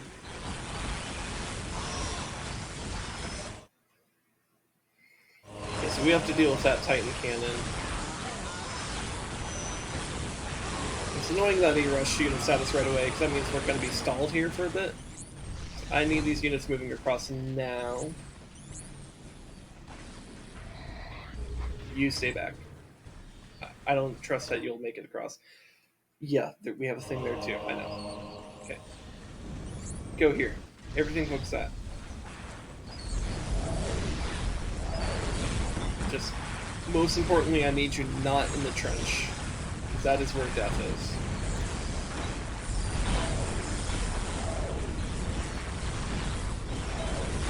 Okay.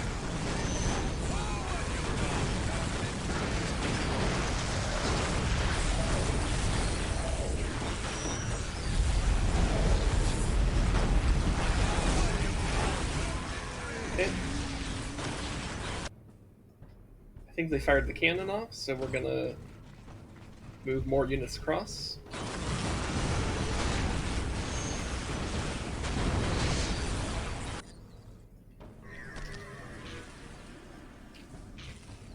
And let's actually get as many scarabs as we can over here. We're gonna need them to do stuff soon.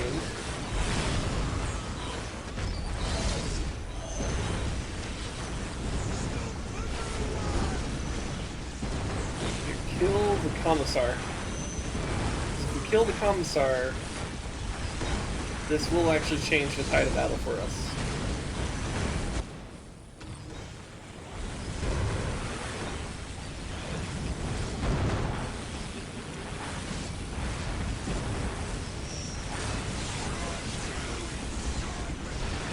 Commissar, come in!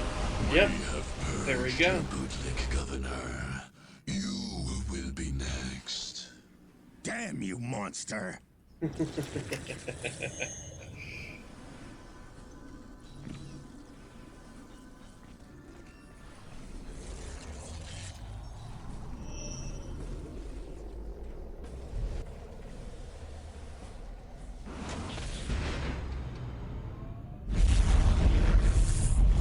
Alright, everyone move across. Oh, there's the Wraith. I was wondering where that was. Fueled and ready to go.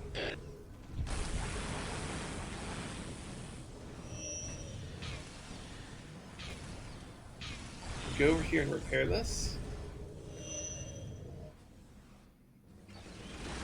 We just have to make our way over here and then do some stuff.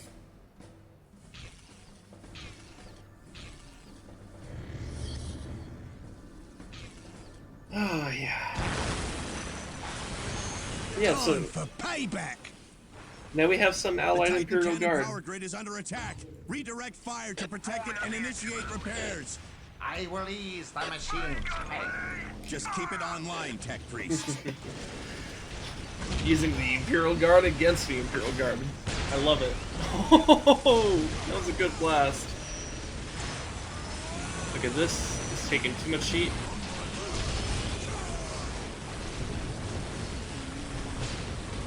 I need scarabs over here. Stat. Where'd it go? No, it died. Okay.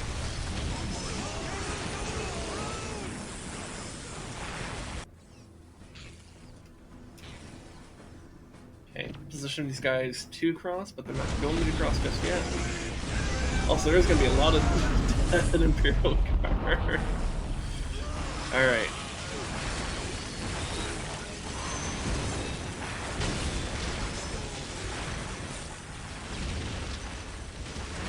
I am under attack.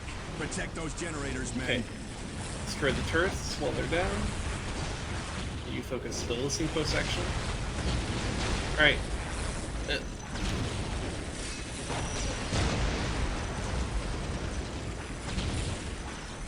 Got the scarabs, please get over here. It's taking a ton of damage.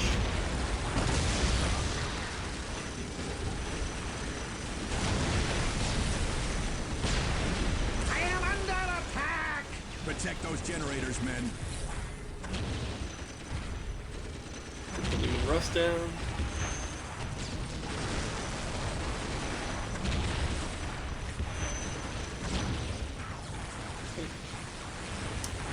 You guys repair this guy. Actually, you come over here and repair this guy. So many mines. I am under attack. Protect those generators, men.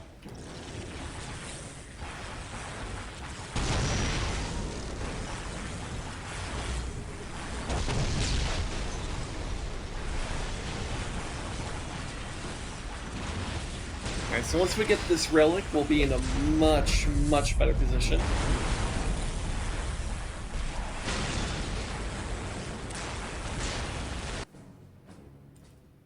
I am under attack. Protect those generators, men. Time for payback. The power grid is gone, but the Emperor is still with us. Give them hell, men.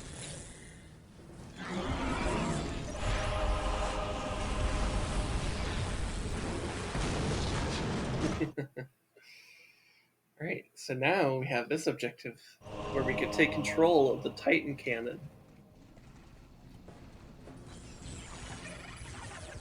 And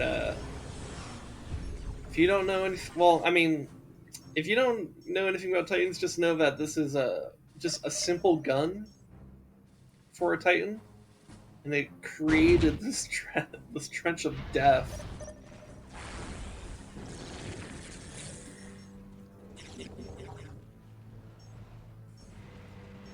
Oh, they have a Bane Blade over there. Okay. Second to get started. Mine gun ready! Ah! Just to do some blind firing over there.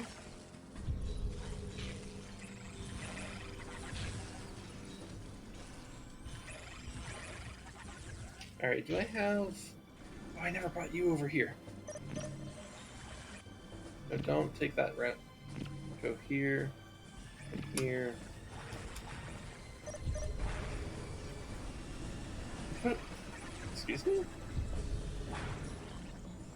Hello? Sir?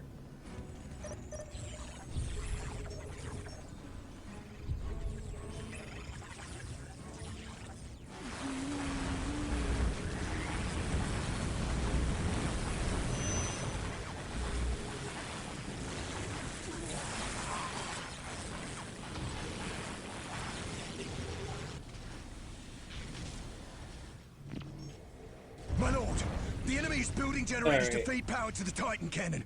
This will allow them to fire the great gun. Damnation! Attention all troops. The enemy has control of the Titan gun. Use extreme caution when passing through the trench. Storm them! We don't quite have control of it yet.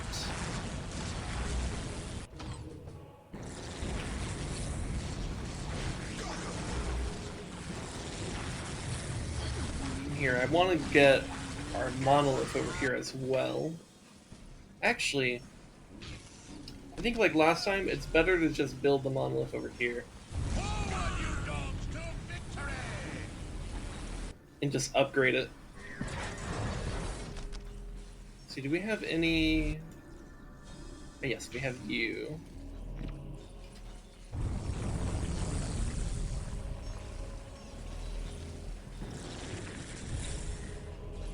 And since we're the ones in control of the Titan gun Time now, for payback! we can decide whether or not this is a death zone.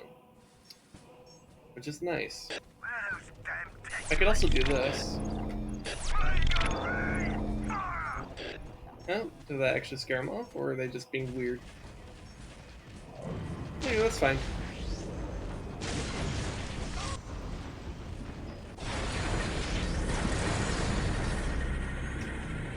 Well, we have control of this now.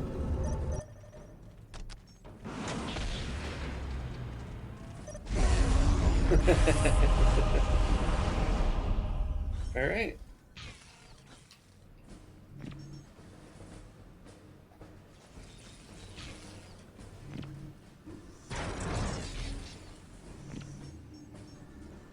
You build that.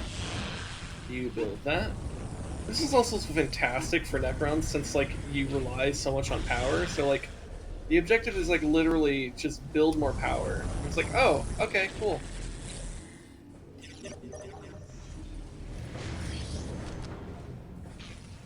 Awaiting instructions. Alright, so we're just going to tell this to upgrade as fast as possible, and we're going to start moving through this trench ourselves.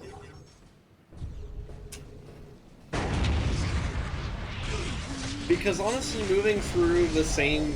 This is just like a pain to move through.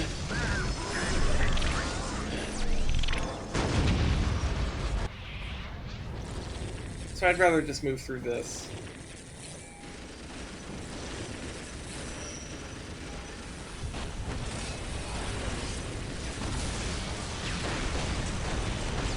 Oh, that's him right here. Okay. A little bit unnecessary.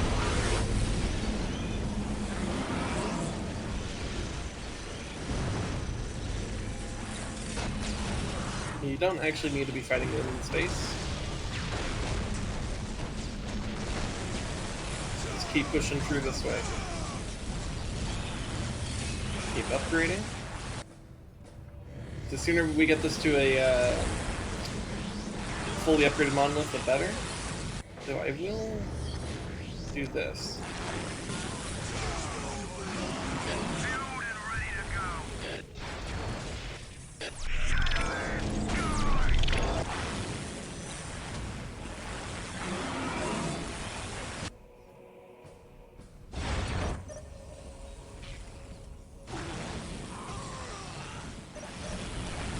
Where's the Tomb Spider? There it is.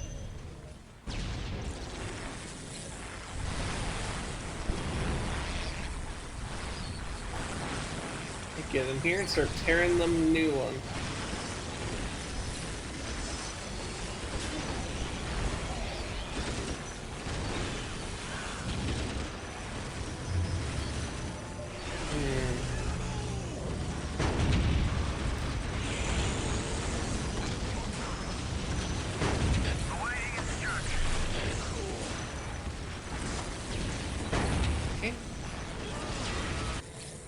You give us that over there.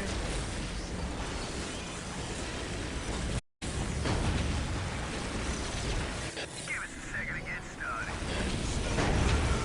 Start targeting the Bane Blade. Bane Blade.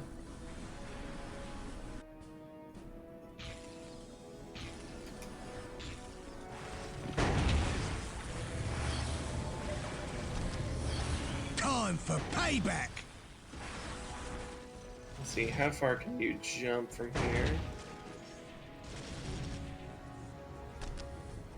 Okay, you're moving in an awkward fashion. So I'm gonna have you do that.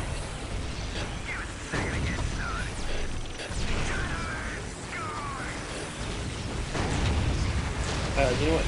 This is worth pulsing and then becoming the Nightbreaker on.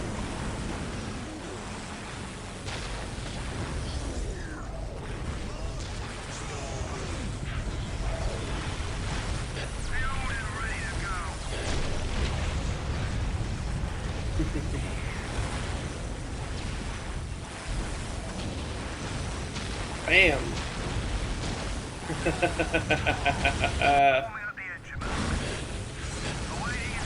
How does it feel? You know what this is like? This is like that scene in Thor Ragnarok where Hulk beats the shit out of Thor in like the arena, and then Loki's watching and he's like, "Yeah, that's how it feels."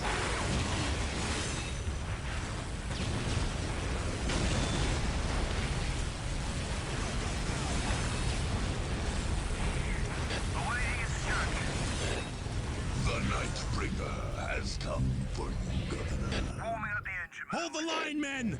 Push these metal monsters back to the hell they crawled out of! So much fear. So much noise. Noise, noise, noise.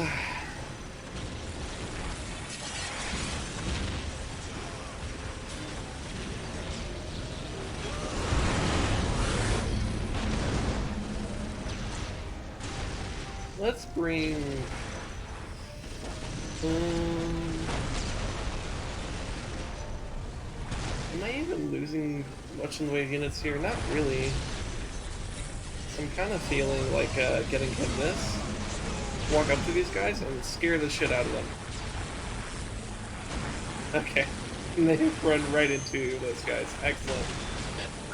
Damn tech priests. Fueled and ready to go.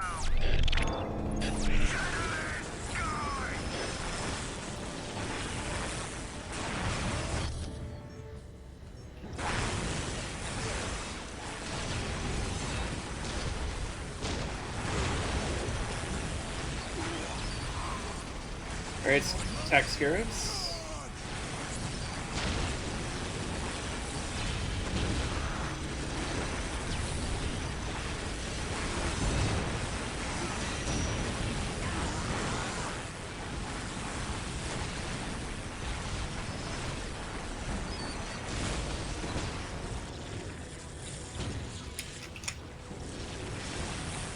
Here. Help cover our flank. You guys, we need to move.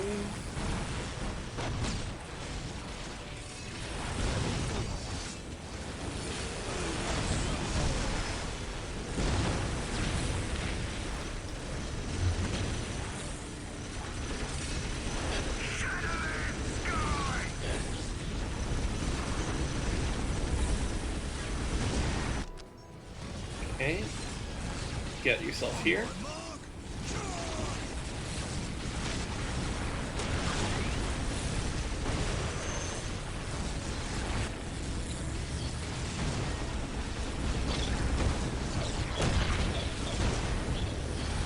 They're really trying to target that Tomb Spider down. And they were successful. Which is a bit annoying, but you know, let's just get more heavy destroyers out.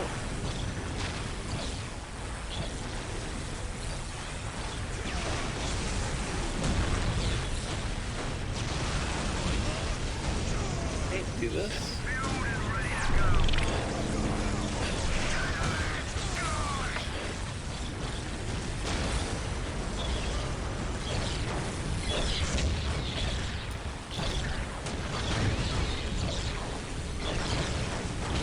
Heavy destroyers, I need you up here, destroying these encampments.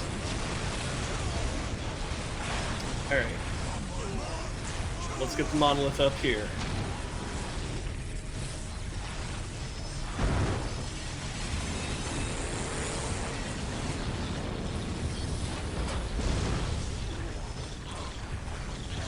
Here, get up in that.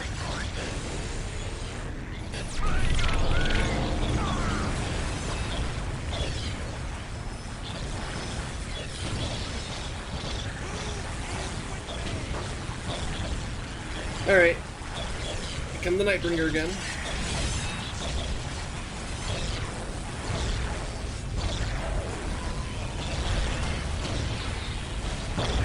This fan launching these out.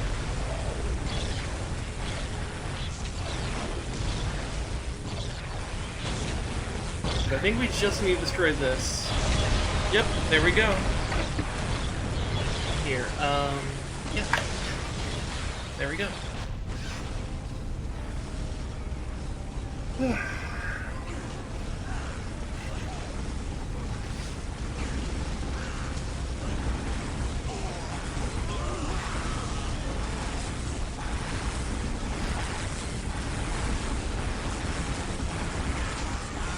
Command post is gone. We can't hold them back much longer. We can't allow the Titan cannon to fall into their hands. Overload the core.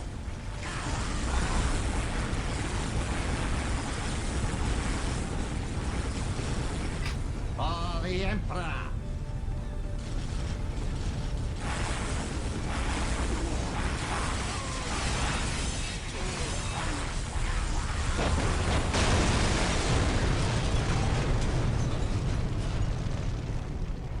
That was a big boom. Imperial forces had faced Necrons before, notably on Lorne 5 and Verdus Prime, and it had cost the champions of man dearly each time. On Cronus, things only got harder. And when the Necron forces swept into Victory Bay, even the raw power of the revived Hellstorm cannon could not stop them. The Necrons showed cold contempt for the works of man, as they murdered the last tech priests and guardsmen in Victory Bay. With none left to fear them and none left to die, they simply moved on to the next conquest. The remains of the great Titan gun, they ignored altogether. Even its mighty power, paling in comparison to the galactic genocide their gods demanded. What a great narrator, man. Does a great job. Hey, 15 conquests. Nice. Let's give him the Mantle of Doom. I need my Necron Lord to just be tankier.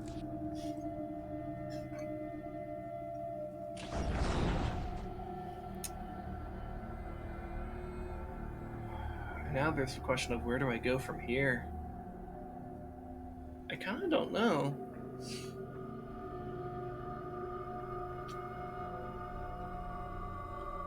I almost want to see what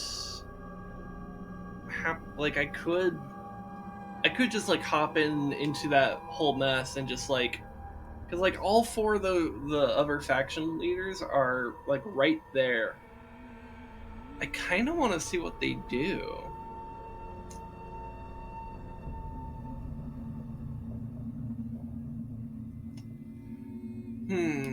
But you know what? How about this?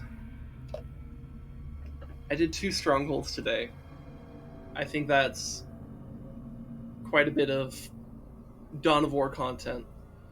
Also, I'm like a little bit, even though I feel like I'm doing pretty well in my playing right now, I do feel just a touch exhausted from it.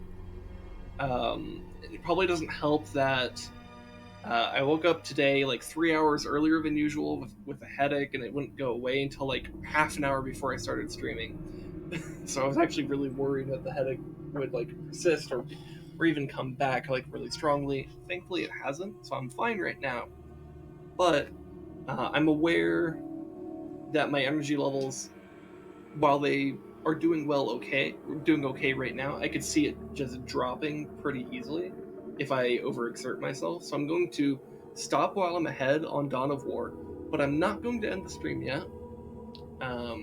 What I will do instead is first let's make sure we save our progress here.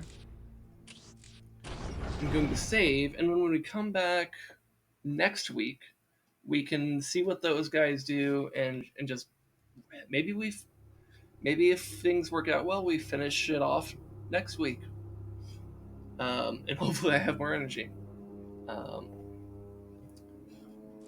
So yeah, what I will do is I'm gonna go take a break, get more water and stuff, and then come back. We'll do some Kingdom. It'll be nice and relaxing by comparison. The stream will probably end up being a lot shorter than usual because of that, but I'm okay with that. Because maybe I need to be maybe it's better to have a shorter stream today given the circumstances of my existence right now. So anyways, we'll be back. Just need to go on break. There we go.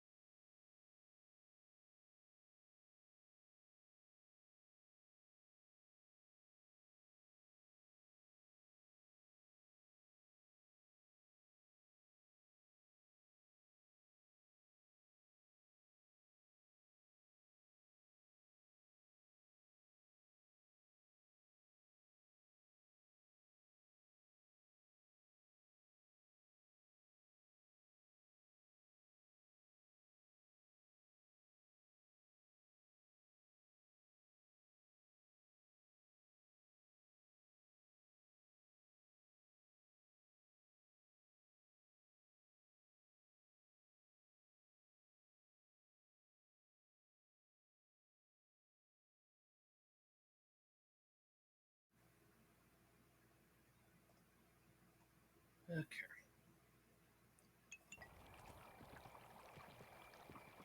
Also, I'm making immediate note that there's a water feature right there. Okay. So yeah, welcome to Kingdom.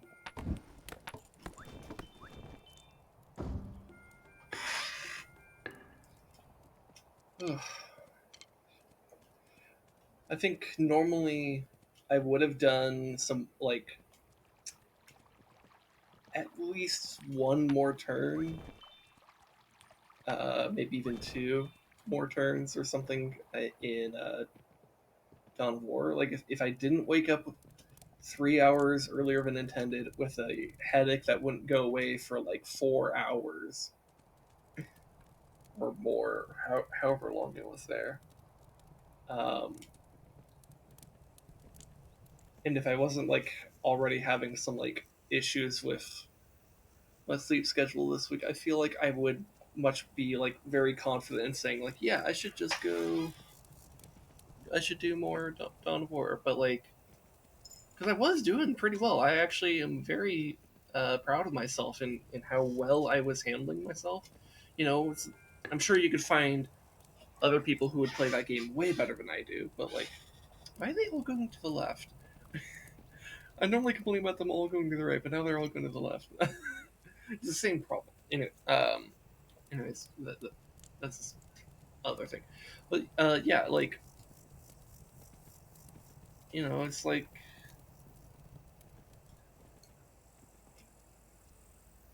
I've, I don't know, I'm just. It's one of those things where you need to be aware enough of yourself to determine, like, hey, is this thing, doing more of this thing actually a good idea right now? And the answer is basically no. Or at least it's risky at best.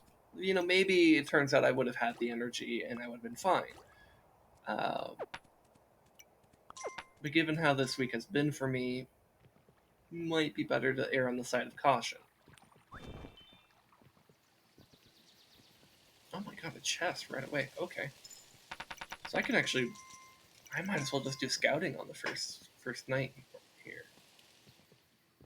Okay. Because I could pretty much guarantee my safety. Oh, hey! Ooh, a farm right next to a mound. It's almost annoyingly close to the mound, because that means we'll fit maybe one farm on the right side, but it does mean that we can get a safe farm.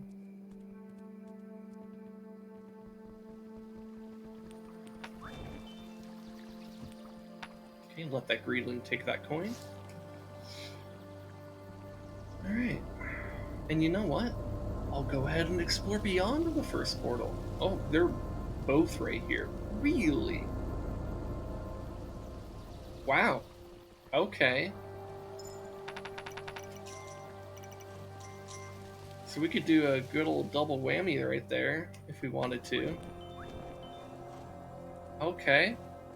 Interesting.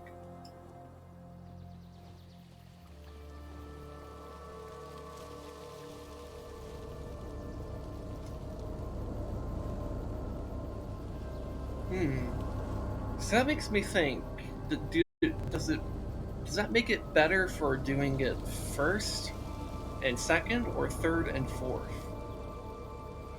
Because I'm not entirely sure.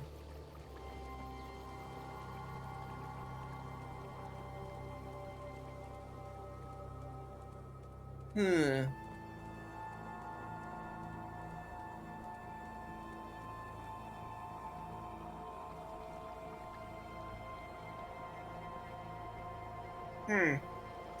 Something to think about, I guess.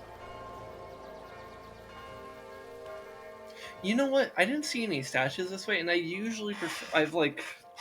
I feel like it's better to try to make your third and fourth portal be close to the archer buff statue.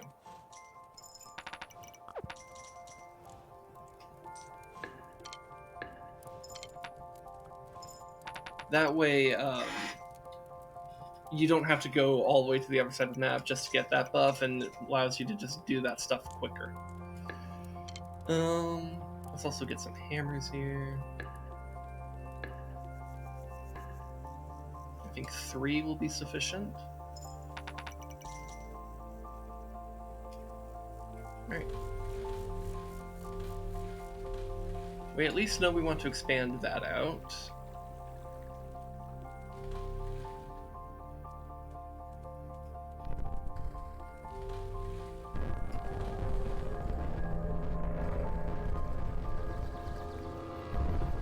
Okay. And we could do some scouting on what's on this side. We got some dudes. Oh, and I'm out of money, actually, so I need to go back. Yeah.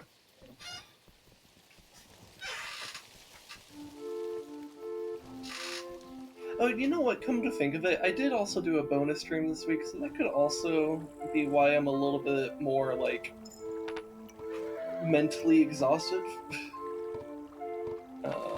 Though I don't think that's really... You know, that'd be a small contributing factor given things. I don't want to say things that have been contributing, because that's just like private life stuff. But suffice it to say, yeah, there's just been stuff going on and to make me anxious, and yeah. Here, we can go ahead and upgrade this. Got a nice falcon.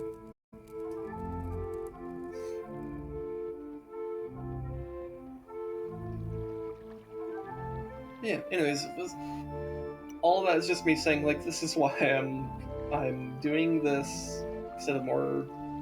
Well, I mean, I probably would have done this anyways. I just probably would have done, like, an hour more of Dawn of War normally. I don't even know if I can justify myself. I don't know why I'm like justifying myself like I'm saying these things like I need to like justify my actions, but it's like, it's my fucking stream. I don't know why I do that even with myself. I'll just do that where it's like I don't know. I think it's just like, oh my god, the archer buff is on the other side of this portal. Ooh, that's actually pretty annoying. That throws a wrench in my plan about like what the best thing to do with prioritizing portals is. Maybe I prioritize the left first. And maybe I just bite the bullet of having to run across the map just to get the archer buff. Because that might be worth it. Huh. Okay. Well.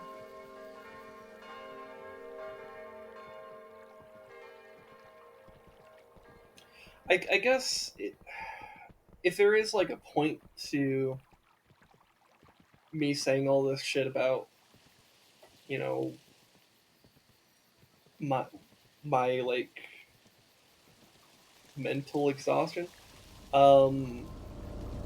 is try to be like aware of yourself and your own like existence.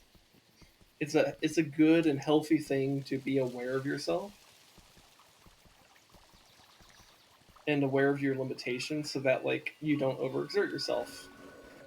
Also, wow, I had exactly enough for that. I'm just getting that now because I want to not have to worry about that later. Like, sure, I would have been able to get another coin for this guy, but I just don't want to have to worry about the stone architecture. Is it the most efficient use of my coin? Probably not. But, you know. There's enough about my dumb bullshit. What are we doing in this game? So I need to decide if I want to prioritize the right or the left. I think in either case I try to develop both sides so I have time to think about it.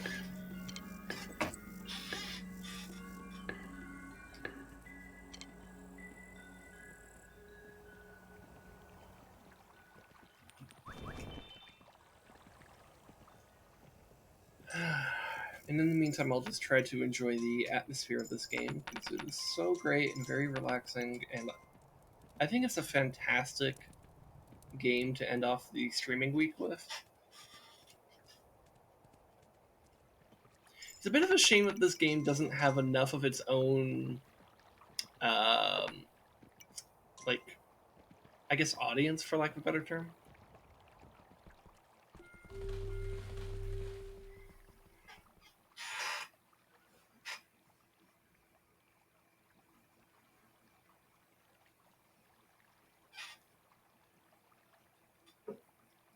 Because I feel like the only time the Kingdom streams actually do well is when they're attached to, like, Zelda or some shit like that. And Zelda's been my most it's the best performing content I have on the channel, which is not too surprising. It's what I started out doing the channel with. It's what my initial audience was built around, so it makes a lot of sense. And also, it's a very popular franchise, so I'm not at all upset about Zelda being my most popular content. Like, that's fine. In fact, that's actually a good thing for me, because that means that I could just keep on doing Zelda. So that's cool. Because I do like Zelda. But I'm not, like, exclusively a Zelda person. I mean, hell, even when, like, Zelda was, like, the main...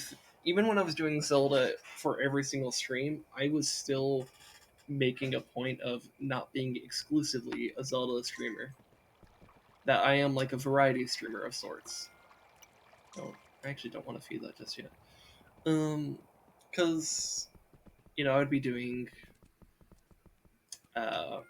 Deep Rock Galactic and shit with, like, ResDog all the way back in the beginning. I think like, pretty much the longest running game by far on my channel is Deep Rock Galactic. In fact, I don't even know if Deep Rock Galactic has ever slipped out of my recently played games list.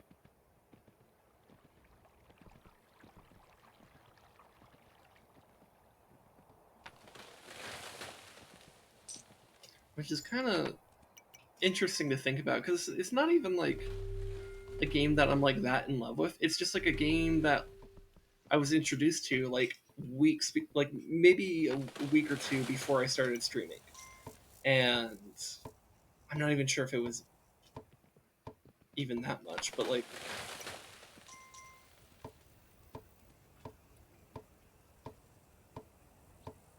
Well, like, not too... It was, like, shortly before I started streaming, so, like, it was, like, this new game to me that was, like, kind of interesting and stuff. And I was playing it with ResDog, and we streamed it together. And I've managed to enjoy that game enough to still do it, maybe, like, once a week or every other week or something like that. It's kind of interesting. Because it's not like I'm, like, trying to build myself as, like, the Deep Rock Galactic content creator, but it's been oddly consistent.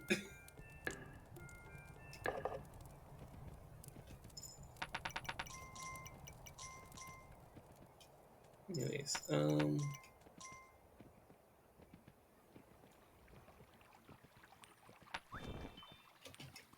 I need to get farms soon. I need to determine what my left side wall is going to be, because I'm currently developing the left side, but I need to actually decide where the border will be.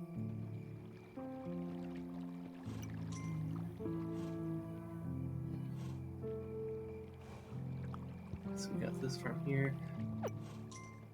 So this is a viable border. I think this one could work pretty well. How much more do we have? Oh yeah, let's work with that. Let's make this our wall.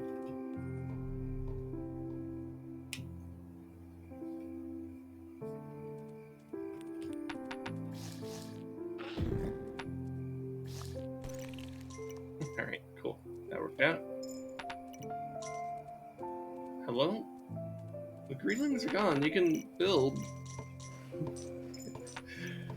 I think maybe the trauma just got to him, you know? Post-traumatic stress. You know what? We could upgrade this all the way to the strongest wall from nothing. Let's do it. And maybe just a stone wall, actually, because I do need money for to develop the actual farms. Those are expensive.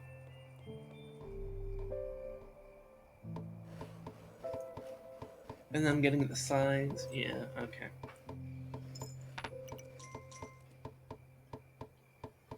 Okay.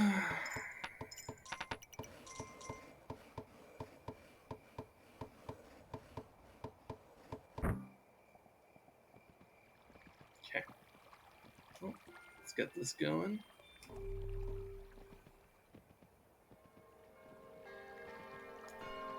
And this going.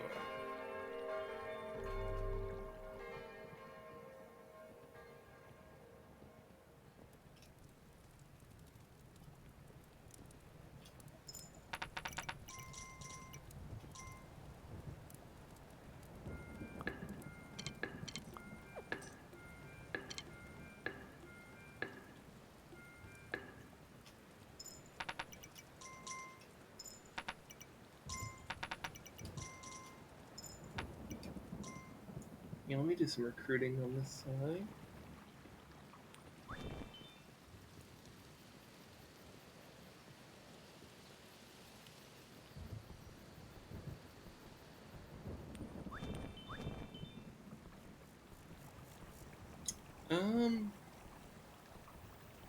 Yeah, I have to wait to develop the left side first. But as soon as the left side is developed... Man, this is going to be kind of a lame farm. Because that farm is not going to produce a lot of money. Because it's just... Unless I get lucky enough with, like... there being a mound, but I just can't see right behind these trees. Like, if maybe there's, like, one, like, right here. So, I'll have to check that out. I'm suspecting this might be the only mound I get on this side. Which is fine. That's workable. But I'm maybe getting, what, 3 far... Maybe... Yeah, you know what? We might be able to fit the standard 3 on this side, so maybe it's not that bad.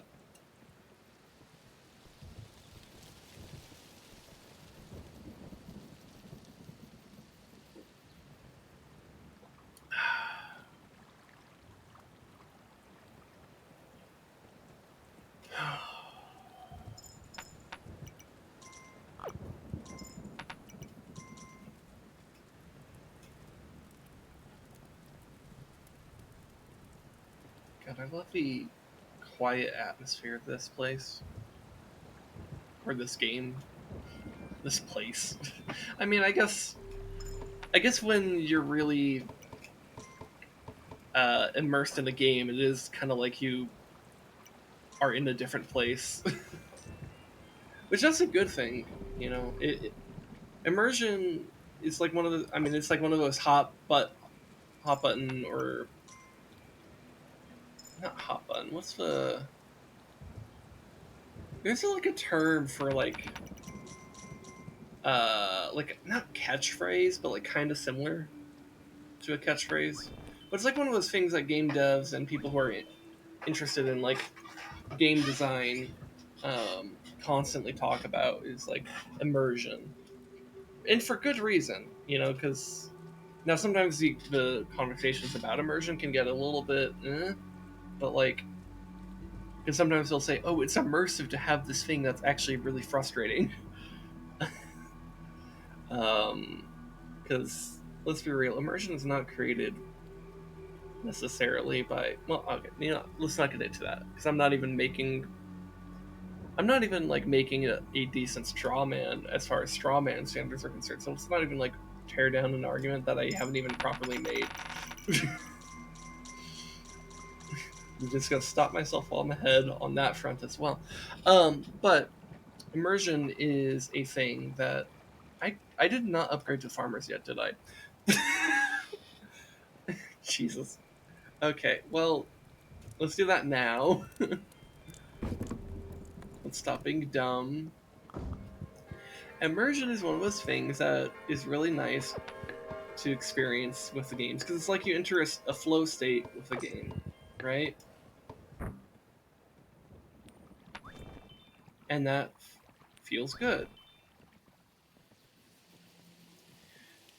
And it allows you just to like feel like all the emotions of the game itself, because it's like games are an art form, and what is art for but to express emotion?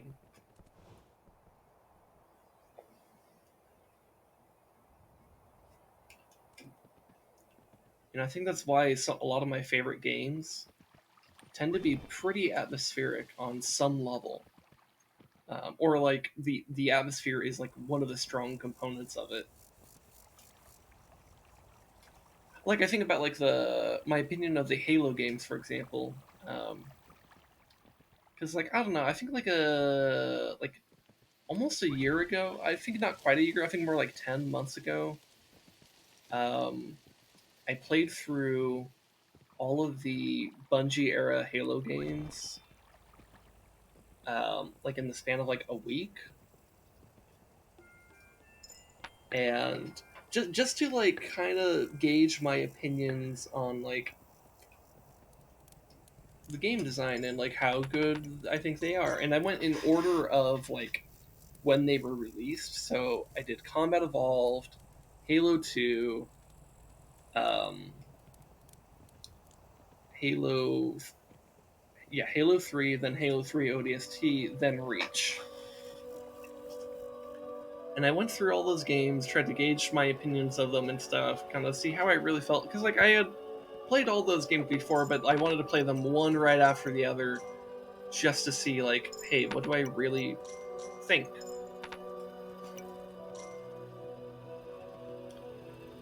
And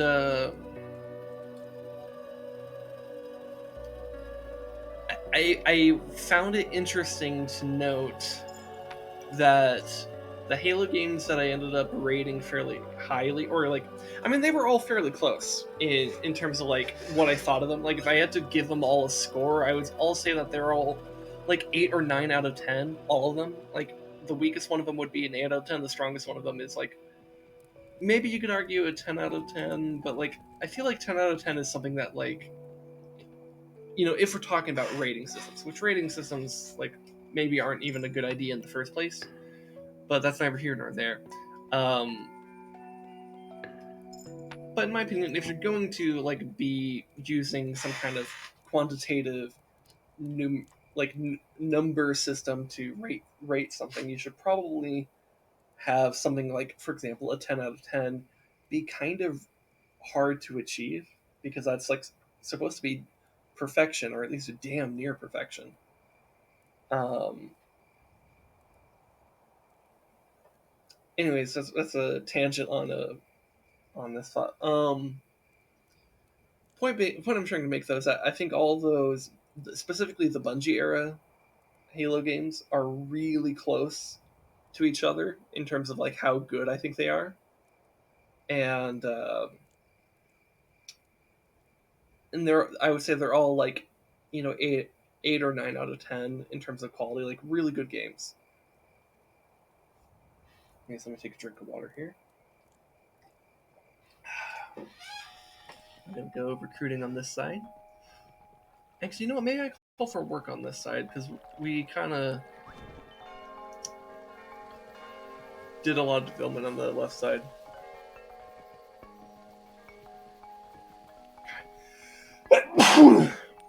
Ah, jeez. Okay. So yeah, let's see if there does happen to be like some kind of hidden mound over here.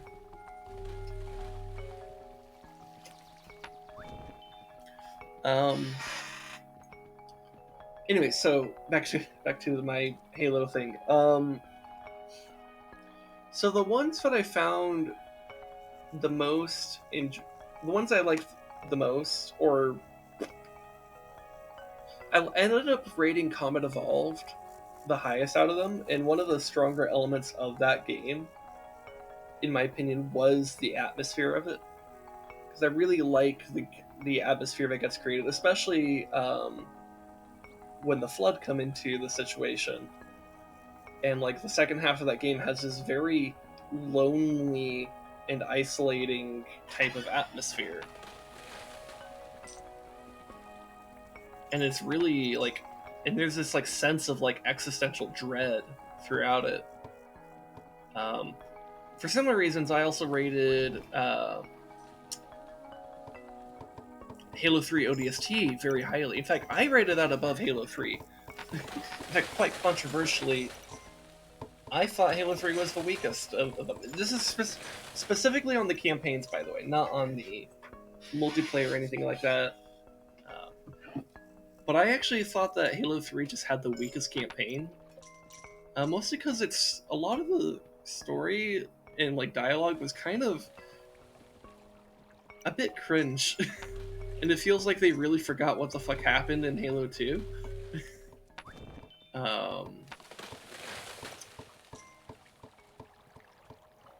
Because like, I don't know, it's just weird to me. There's a lot of little details about it. Maybe when I eventually do Halo on stream, because I'm sure at some point it'll happen. Hell, it might happen for Together Tuesdays, because Rez and I love playing that game together. Oh my god.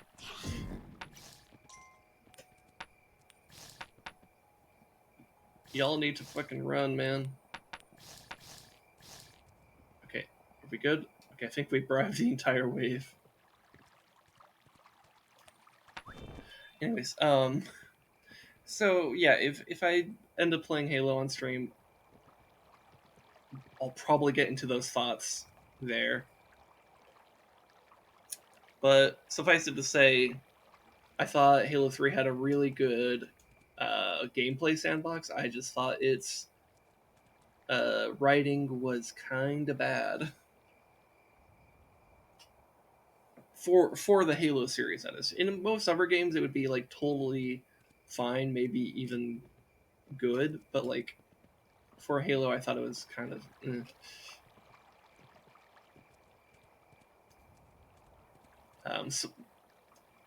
But yeah, but Halo Combat Evolved and ODST, Halo 3 ODST, those games are very atmospheric.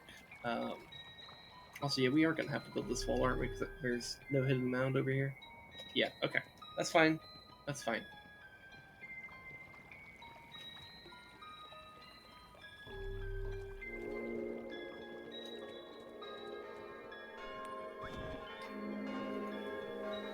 And so that kind of helped me learn, about myself, that I actually think atmospheric games are really good. I really like a strong atmosphere in my games.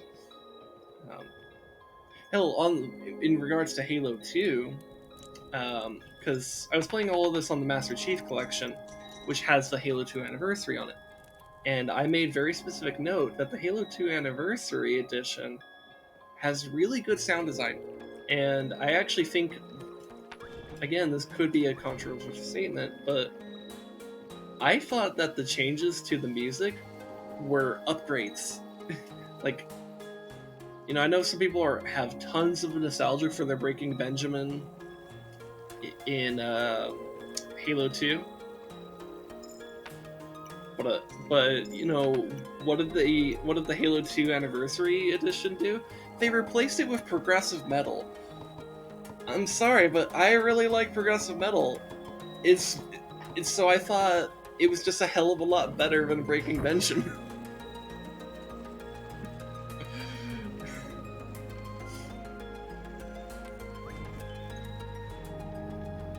Well, also, in general, I thought that game, the Anniversary Edition of Halo 2, did a good job of not just making the game look good, it made things that were brighter, and things that were darker, which really helped in some of the more spooky segments of the game, where you're fighting in the Flood and the darkness and stuff. I actually thought it enhanced that aspect of the game, which was great. That's exactly what you want in a remaster like that. Also, in general, I just thought the sound design was just overall better. Like, weapons just were a little bit more crisp or had more oomph to them. And like, and yeah, and the soundtrack just generally sounded a little bit better. Partially because there are some seconds that's just straight up had progressive metal, and I thought that was awesome.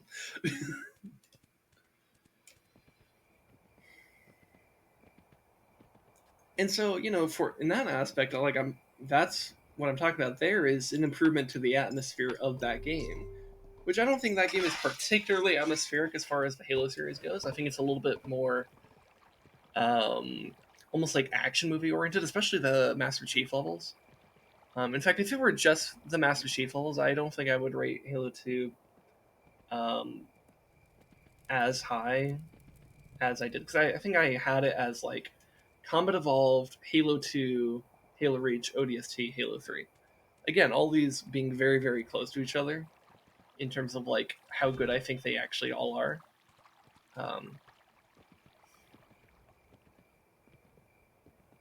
And you know, for Halo 2, it was mostly because of the Arbiter's story, because I think the Arbiter's story is super good. Also, I need to up. Why am I not upgrading our base?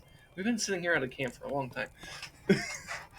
We should have like an actual proper kingdom, you know?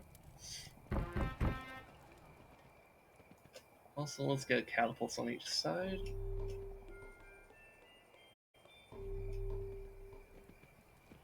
Maybe some more workers to help compensate. Yeah. Anyways, you may have noticed that I haven't mentioned Halo Reach, but I mentioned that as being like my third favorite. Oh God, I can't even remember. Did I say it was my second or third? That's how close they are. Right? I can't even quite remember which one was my second place. But that one, Halo Reach, I think is also really well done. I think it has a very good sandbox. I think it has some really cool weapons. Oh, this broke. So we need to repair that. And I think it also has a pretty well done story. In fact, I think it's basically, it does, in terms of the story, I think it does what ODST was trying to do, but way the hell better. Because I think ODST had like, you know, you have this whole group of characters, but only like 2 of them are any good. Like Dutch is pretty cool, and Buck, he's pretty cool too. The rest are kind of whatever. Whereas Noble Team, the Spartan Noble Team, I think pretty much all of them are pretty cool. You know, and again, it's not like you necessarily get a ton of time to intimately know each and every one of them, because, you know, it's not Mass Effect. It's not an RPG that's trying to get you to fall in love with its characters. It's just like a rather simple shooter game. Well, I shouldn't simple, quote unquote. But as far as the story is concerned, like, it's like not as complicated as something like Mass Effect. Anyways. Oh, hey, Caffeinated Elk. How's it going?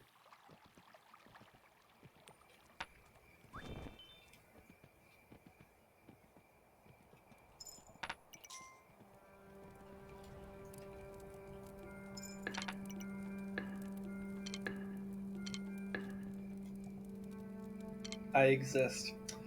That's a mood.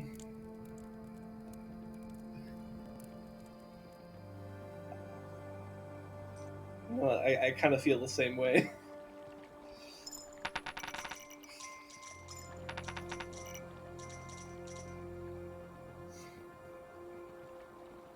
sometimes someone will ask how, like, oh, how are you? And I'm like, or like, how's it going? I'm like, it's going.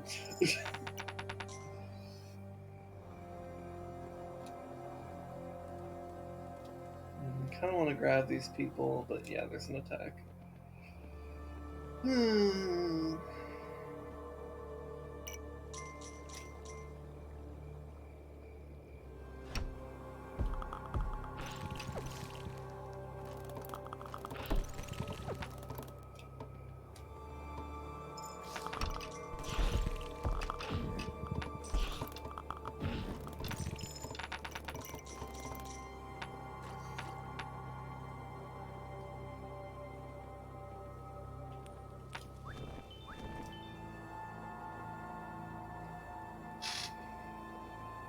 Okay, I need to actually decide if I'm going to focus the right or the left. I've kind of developed both sides, but I need to actually decide which one to push on.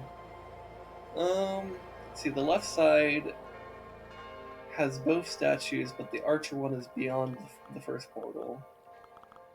And the right side has two portals basically right next to each other. So I think I'd focus the left first. Yeah, let's do that.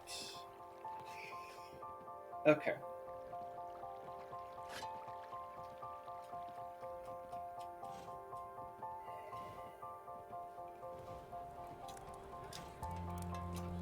So I guess we just go ahead and start upgrading this.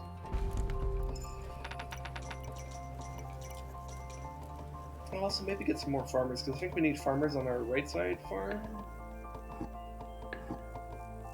I think. Pretty sure I don't have farmers there yet. I know I have the farm, but I need the farmers for the farm. Farmers don't work well without farms, in case you didn't know. A little industry secret for you.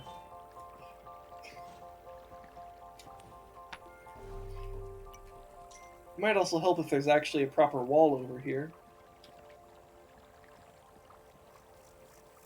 Keeps the farm safe.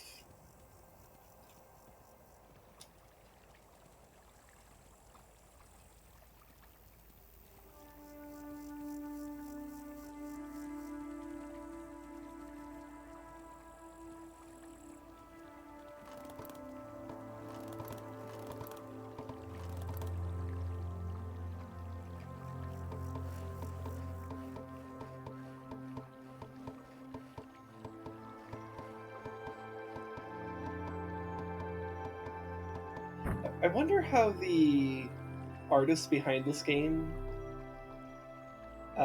coded the sunset. Because I think they did a really good job of having a very gradual, but really pretty shift in colors.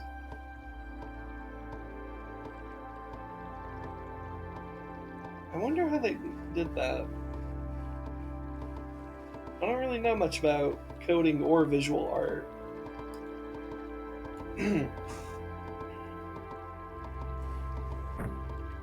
So I'm not even sure if I were to get an explanation, I'm not even sure if I would be able to follow it very well. God, I need to clear my throat. Let me drink some water. So where are the archers? They should be over here.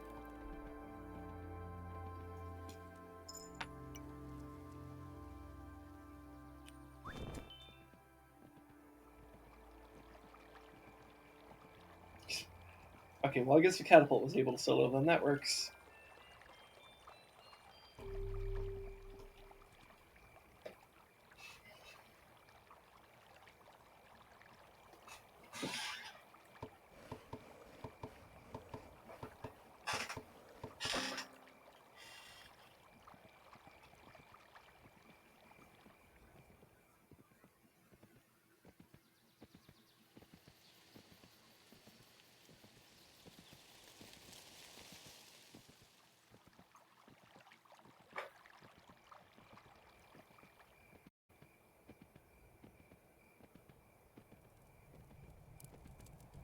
Let's go check in with our farmers on the left side. They probably have some money for us.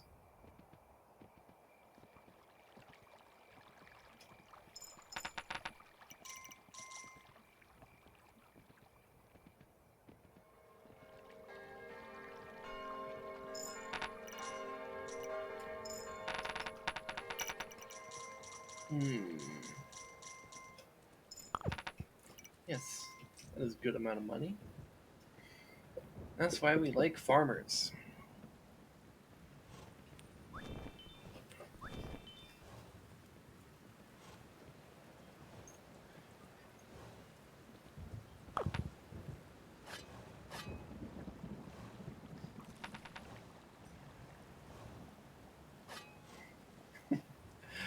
We like farmers because of the money they give us, not because of the food. You see, you might think it's because of all the bread and the corn that or whatever that they grow, but it's actually the fact that they are pretty consistent in paying taxes. Huzzah!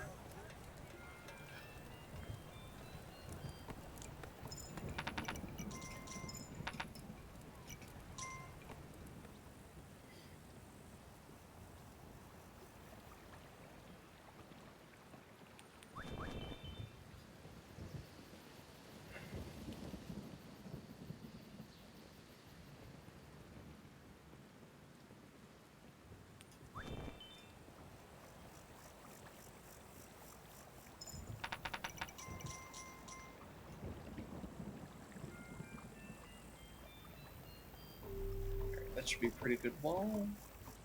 And I think I saw some farmers just kind of hanging out in the main base, so I think they'll be wandering over to that farm. I think. I hope.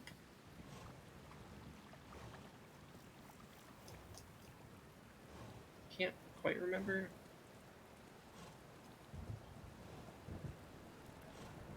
No, I don't see any farmers here, actually. Okay, let's get a few sives then.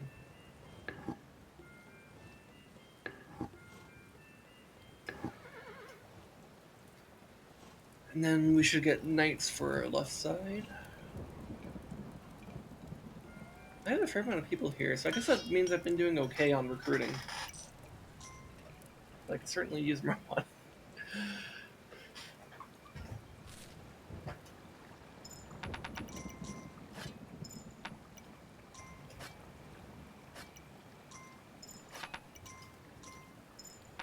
But you know what? People are the economy. It's not money. It's people.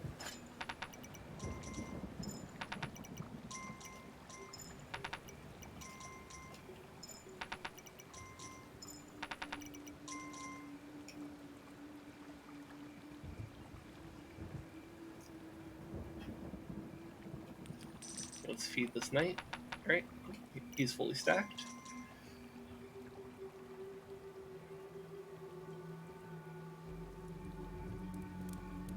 Let's get another knight.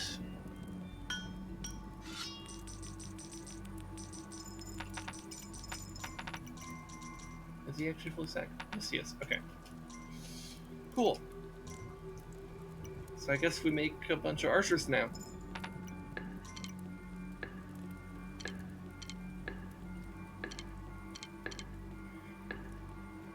Man, this is kind of like playing elves and Warhammer. Just spam a bunch of archers.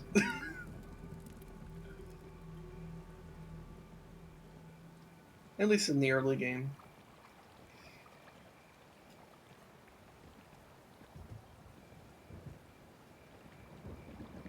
God, how cool would it be if I could get dragons in this game? That'd be fucking cool.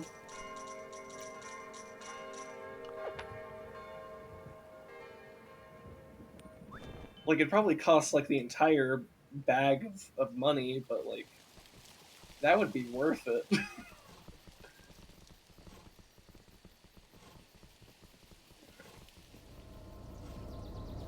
Okay. I think we just launch an attack. I think we just go for it. I don't think we need to really wait. I think we just go.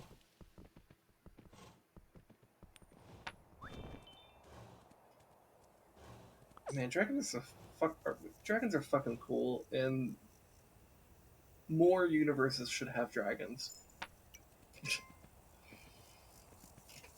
More things should have dragons.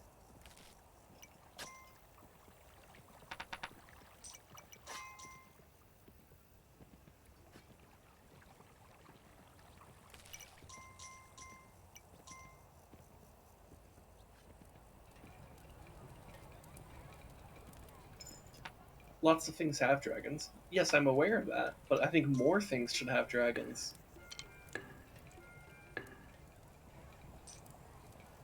They kind of feel overused. I think you underestimate how cool dragons are.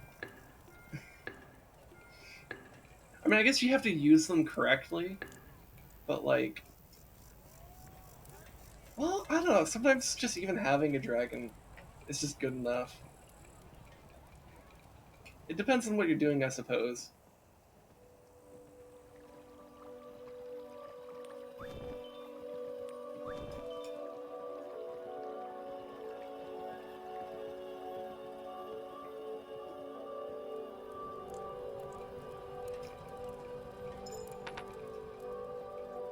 I want to see weird, obscure monsters that fill a similar niche. Well, sure. But I think you could also have dragons. Like, I just think dragons are really cool and I like them a lot. Fucking nerd that loves dragons. Might not be the most original thing in the world, but damn it, I love them.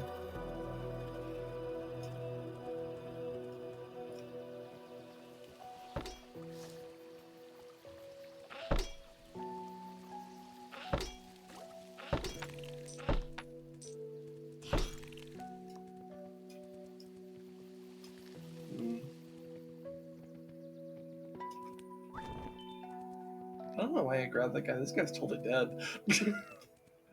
Well, unless he actually runs. Oh my god, is he actually running? They normally just let themselves die by not running.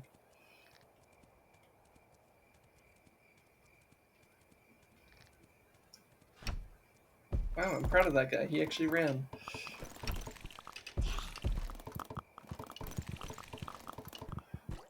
I want to like dragons more, but they feel oversaturated, and part of me is sick of seeing them everywhere. Maybe.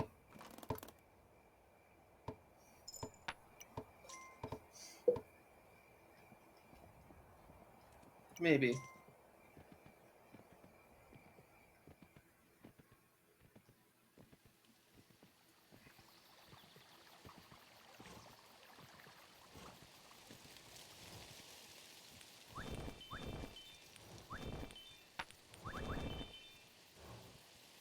It's probably a personal thing.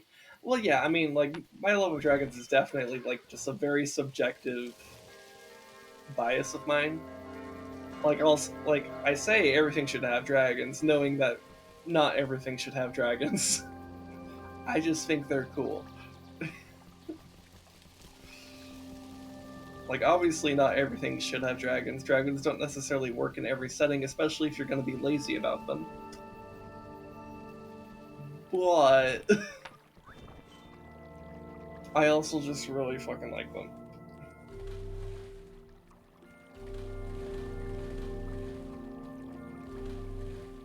Like, I think one of the coolest moments in, like, Wind Waker is when Valu shows up and, like, torches the Forsaken Fortress. And it's like, oh shit, the dragon's doing a thing. Hell yeah.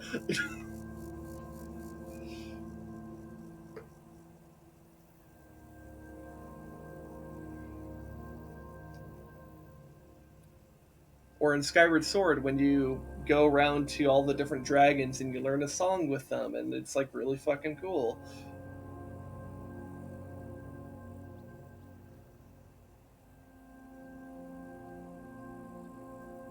But maybe that's because the Zelda series actually gives a shit about their dragons.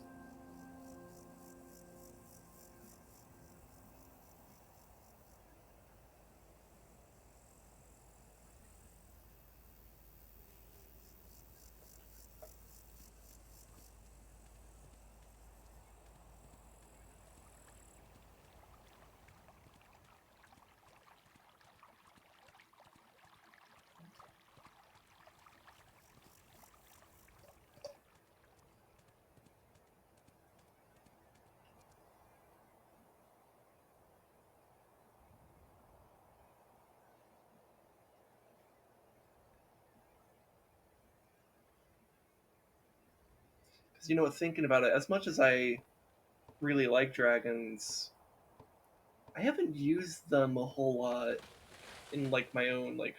Oh shit! Hold that thought. Actually, since 2 of them, we could probably just ride them. Oh no, there's more. I might have enough money. I don't think so. I think I might have to let these guys just die. Okay. Alright, I need to get more hammers then. Then maybe I should... Well, no, I should get hammers. Get hammers, don't hesitate, just get hammers. Get the hammer, get the damn hammer. Okay. Anyways, so as much as I like dragons, I don't use them a whole lot in my fantasy universe. Like I think in like the D&D campaigns I've done, I think I've had like 1 dragon, and it was like it was an undead. It was a Dracolich, because it was part of the undead campaign. Though I will say that one did start out with just like this idea of like, I'm doing an undead campaign. I want to do an undead dragon because dragons are cool. But I did turn it into this thing because I also have in this universe like this a type of being called like a dragon sworn, which is basically someone who makes like a special like oath to a dragon, and they get like, you know, they get like a bunch of powers and shit. And so what I did is I had like this like spirit, like this like wraith like undead thing, or I guess you could call it a revenant. Might be a better way to describe it. And it was like initially kind of presented as almost like this like mindless undead, like most of them just kind of like it was just kind of there. But then it kind of started speaking to the characters, and it was also like chained up by the other undead because it was like fucking with the other undead, because like it was kind of not happy about it, what happened, because the undead had taken over the place because the place was once a whole like temple to this like dragon and stuff. And as they were fighting the Dracolich, there's this like little thing where they were able to like put together like the soul shards of this guy, and basically restore his spirit. Like he's still dead, and he's still and therefore still undead, but like he was able to like actually come in and help them with the fight and stuff, and had this like whole like moment with the dragon afterwards, like where like the after we destroyed the Dracolich, the spirit of that dragon kind of appeared to the party, and like didn't really say anything, but kind of gave its like its affirmation that like we did something good, and had this like kind of like personal moment with the Dragonsworn, who had like dedicated his life to the dragon, and now like the dragon was killed and shit, and he couldn't protect the dragon. Actually, no, the dragon was long dead, come to think of it. I'm misremembering my own lore. The dragon was like a really ancient dragon. Wait, no, hold on. I might be mixing it up with another idea that I had. Oh no, that's one of the weird things about like about storytelling, is that sometimes you will have multiple ideas for a thing and you don't remember which one you actually did. Shit, which one did I actually do? Was it the one where it was like an ancient dragon that died like thousands of years ago, but the spirit was so powerful that it was able to do the oath? Or was it one that had like barely survived a thing and was living there for thousands of years and then was killed by the end? I can't fucking remember. I might need to talk to my players about that. I don't remember which one I went with. Shit. That's awkward. That's weird. I never got the hammers, did I?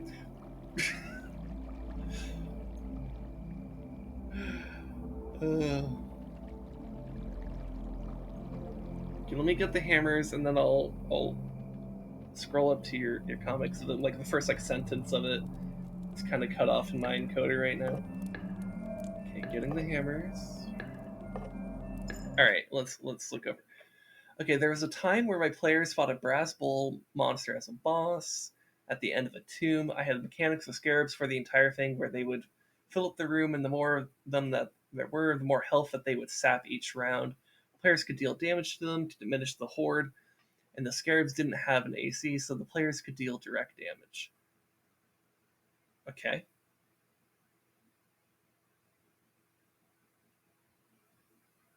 Okay, that's kind of interesting. So how did that...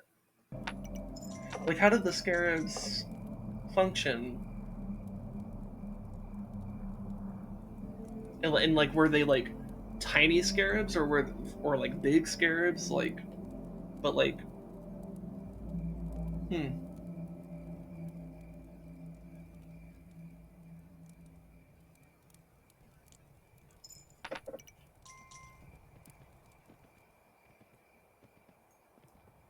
And they didn't have an AC in armor class, so like, if the players just wanted to attack the scarabs, it would just automatically succeed, or was it like a case of like it couldn't really be attacked, so they had to like use like AoE effects? It was a horde management to prevent them from ganging up on the boss. How it worked was that there was size tiers that the horde's health would represent. Oh, okay, so it's like you almost treat, like, rather than treating them as like individual entities, you almost treat it as like a swarm entity, if that makes sense.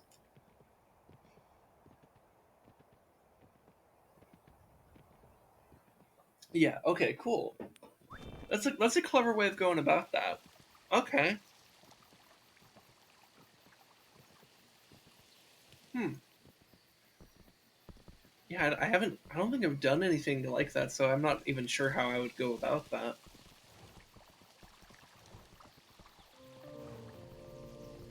Okay, so how did the whole like size tier thing work then?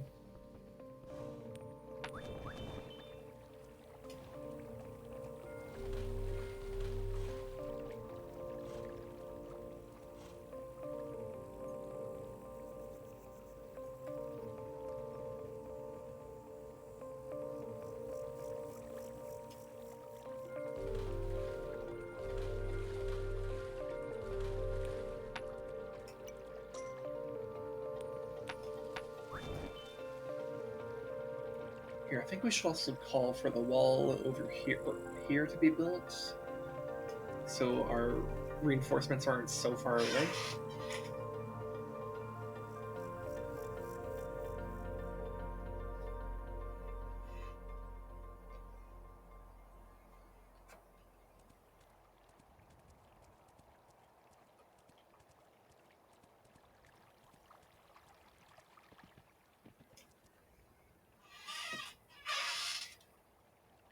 Also, I feel like it's kind of fitting that we're talking about scarabs, because earlier I was doing Dawn of War, and I was playing the Necrons, which have scarabs. Oh shit.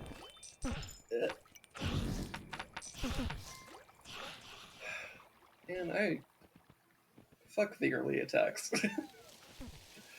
They always catch me off guard. Oh my god, why are the workers here before the archers? Where the fuck are my archers?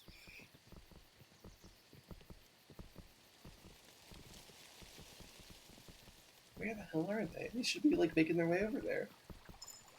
Holy shit. Yeah, guys, go help them. Oh god, I gotta get even more hammers because we definitely lost them.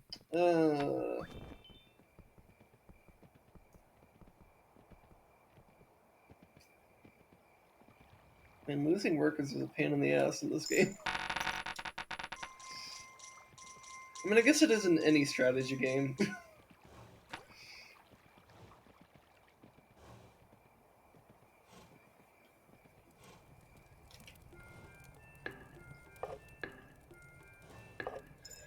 So scarabs dealt unresisted damage every round to each player. They dealt 1d12 at 100 health, 1d10 at 75, 1d8 at 50, 1d6 at 25, 1d4 at anything below that. Okay. Bringing them down to 0 gave the party a round of reprieve before they started to swarm again. Okay. Okay.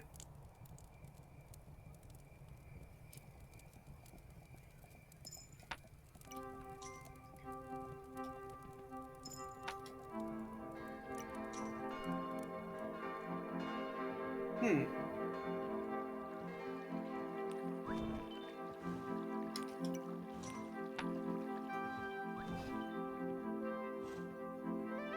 And that's just on top of having to worry about a fire-breathing bull. Yeah, no, for sure. Like, I definitely noticed that if you're going to do a boss fight in D&D, you definitely want to have, or at least it's better, at least in my opinion, it's better, like, game design to have other entities there that you also have to fight. Because usually if it's like, like a party, let's say a party of 4 or a party of 5 or something like that, versus, a big giant thing, either the big giant thing has so many stats that it's like impossible to take down, or the party just wins through their sheer numbers because they just outnumber the enemy. Because the numbers matter. Like, usually I find that the point at which players will win is when the ratio of friendly characters to hostile characters goes into the positive.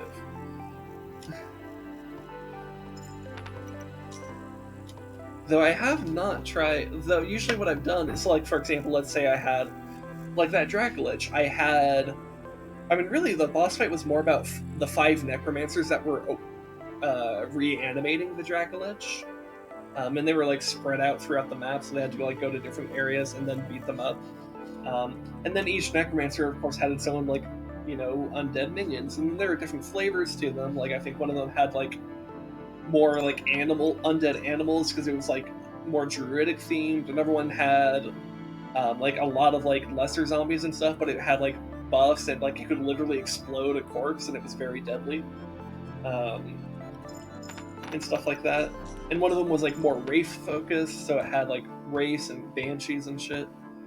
And that was kind of the way that I approached that, and it was a very, like, grand boss fight in terms of that.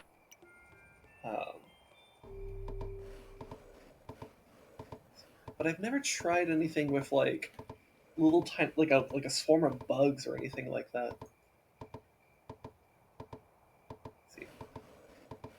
Horde mechanics make less work on the GM to track of so many entities. And, yeah, I'm not even sure how that works. Whether you're doing it rules as written or homebrewed, I'm not even sure how that works. Because I've just never even bothered to, like, look at that. But maybe I should.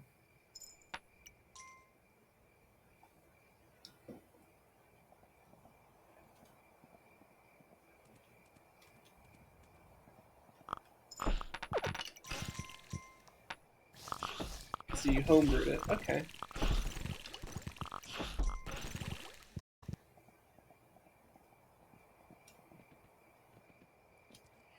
Coming to think of it, I'm not even sure if D&D has a proper swarm mechanic at all. Because I know they have, like, some creatures that are basically made of, like, bugs or worms or some shit like that, but I don't think they behave as, like, a swarm.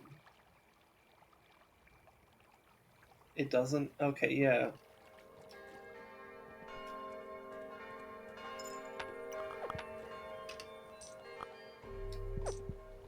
Okay.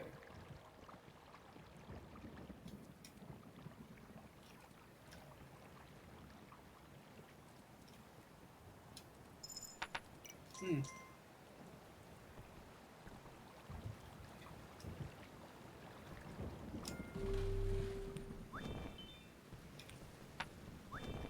So how do you actually represent the swarm? Like, how is it, like, visualized?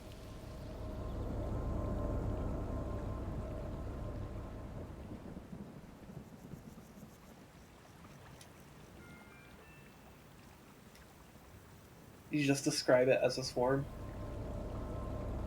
Hmm.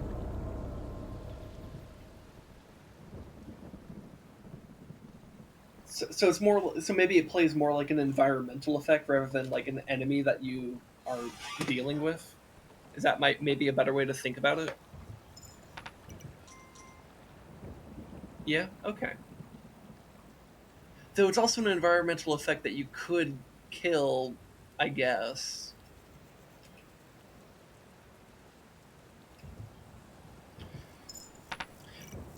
So it wouldn't necessarily be that they have to keep track of where the swarm is. It would just be like, hey, since the swarm is all around us, I just swing my sword. How much damage do I do to the swarm? Is that kind of what it's like? Well, they're bugs killed with fire. Well, yeah, fire would definitely be a fireball would be great in that scenario because it's fucking huge and also does a lot of damage.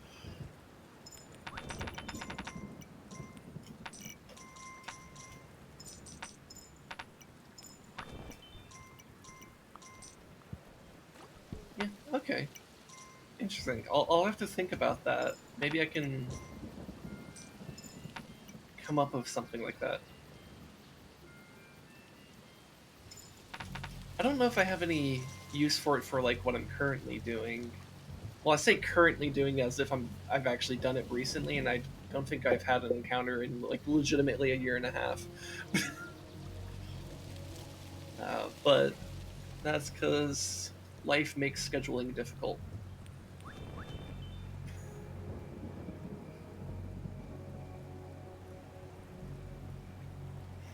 So instead of actually doing D&D, I just think about it.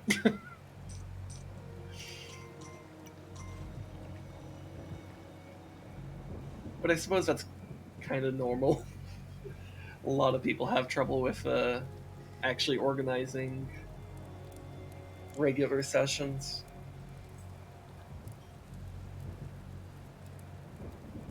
Also, it forces the players to make decisions on whether, like, do they beat back the effect or do I attack the boss? Well, yeah, yeah, no, that's certainly like the purpose of having like, um, like lesser creatures alongside a boss.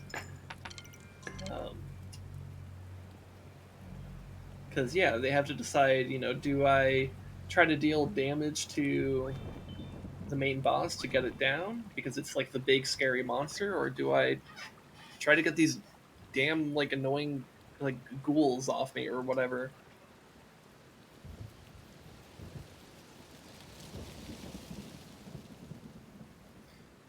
And yeah, I definitely want my players to be thinking about like having like dilemmas of like prioritization. It's like, oh, what do I focus on first? What do I actually need to be doing? Like one thing I really want to do when we finally eventually, in like 70,000 years, when we can finally get our sessions going again, um, I want them. They're going to like this like city that's going to be under attack from the undead, and so they it will actually be like a whole like set of like encounters that's like where there's actually people, though they don't necessarily get time to like talk to them. I mean, there'll probably be some room for conversation, but like because they're literally under attack, like they can't just sit there and ask about their day because their day is being under attack. Their day sucks. Their family just died and they watched like they had to like kill their own wife because they turned into a zombie. That sucks. So they don't want to talk about it. They just need to get out. um but alongside of this is like I want to create dilemmas of like, oh, do I go kill that necromancer over there or kill that like undead monster or whatever the fuck, or do I go over here where I could see some trapped like civilians underneath like a piece of rubble or some shit and make sure that they can get out?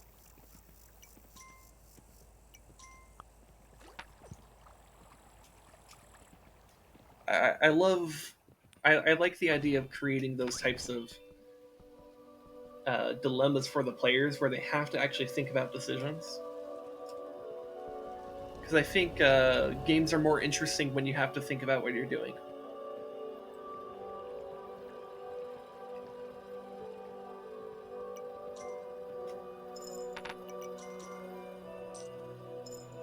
And we make sure these knights are fully up. They're good.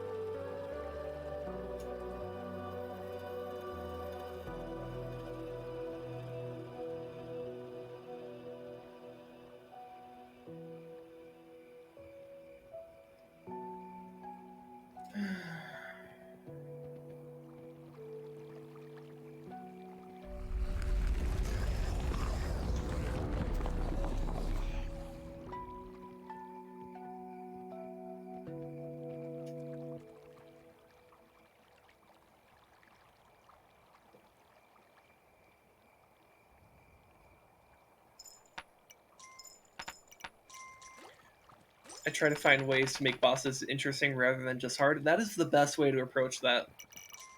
Because I think some people will have this instinct to just say, oh, just like increase the stats or just like increase difficulty. And that's sometimes right, but it's like it's more about the way in which you're increasing the difficulty that matters. It's not necessarily that difficulty increase, but that it's interesting in the way that it's difficult. Because you could always make a boss harder by giving it like twice as much health or twice as much damage or whatever. And some people might find that interesting. You know, I would say there are definitely some Dark Souls bosses, for example, that feel like, yeah, they just like designed this to be a bit of a stat monster and just a pain in the ass. But you know, there are some that are definitely much more interesting.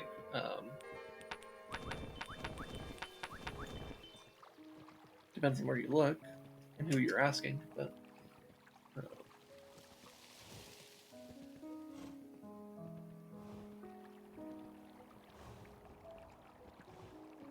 I am very much in favor of interesting fights over hard fights if there has to be an exclusive choice to it,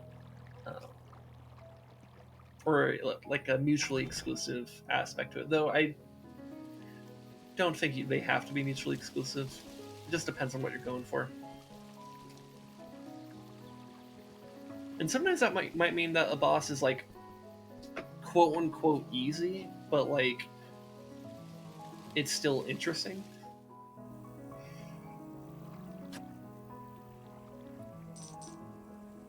Where can I fit? Can I fit this here? I don't think I can fit this here. No.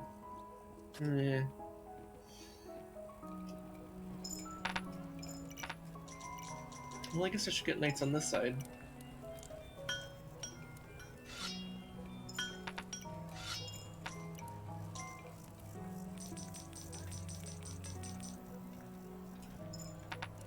See, everything I've done is counterperforming against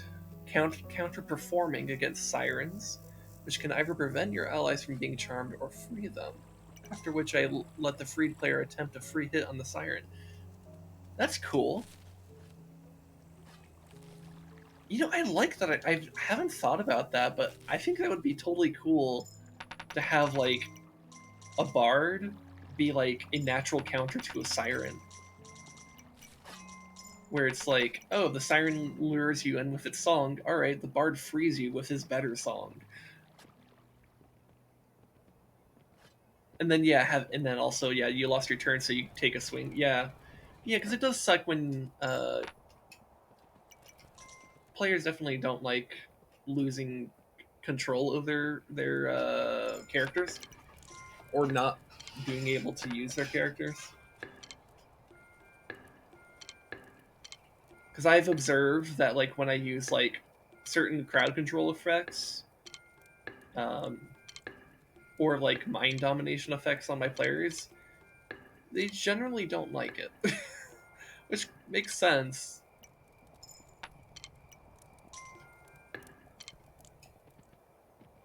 because players like to feel like they can control their stuff. But it does kind of create this like awkward like game design dilemma where it's like, well, I can't just say, oh, I can't just get rid of the CC that these these enemies have, because then they're just going to be dealing damage, and then it's just a DPS race, and that's not interesting. But if I can make it interesting by saying like, oh, I mind control your tank because they don't have a very good wisdom save, so now your tank can't tank for you. Which means, it's scary because now damage done to the party is percentage-wise way deadlier. Because now it's being done to someone who has like 40 hit points instead of 80.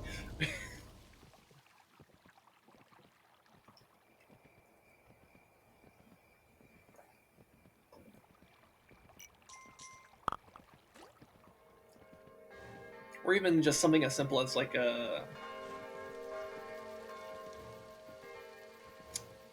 hold person is pretty strong, for example.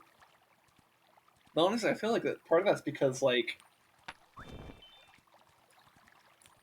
you get like a deadly melee unit right next to someone who's paralyzed, and it does a fuck ton of damage.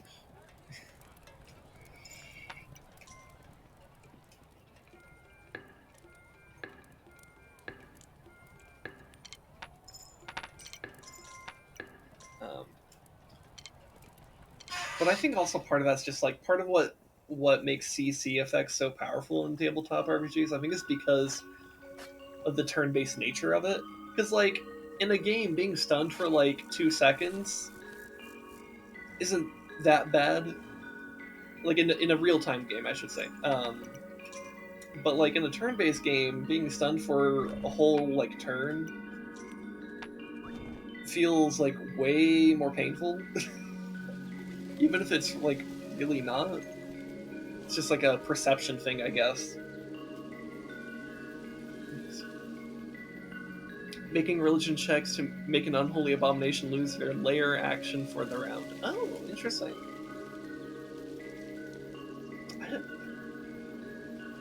That's an interesting use of that. Because I definitely... Wow, I should be thinking more about... Because I'm definitely, like... feel like skill checks should happen more during combat, and I feel like combat becomes more interesting when skill checks could get used, just like organically in combat. I never thought about like having like a religion check to straight up like disable like an enemy thing. Maybe I should think about that. Especially since like one of our characters is like literally a paladin and they're like anti-undead.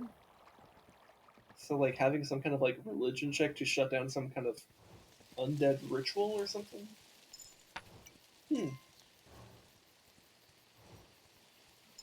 That's an interesting concept. I like that. I like that a lot, actually.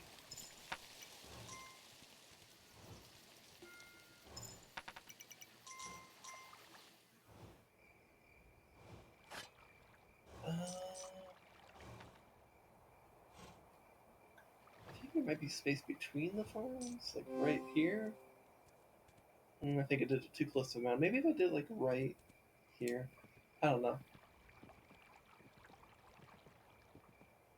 The religion skill would imply that you know how to ward off creatures of that nature. Yeah, that makes sense.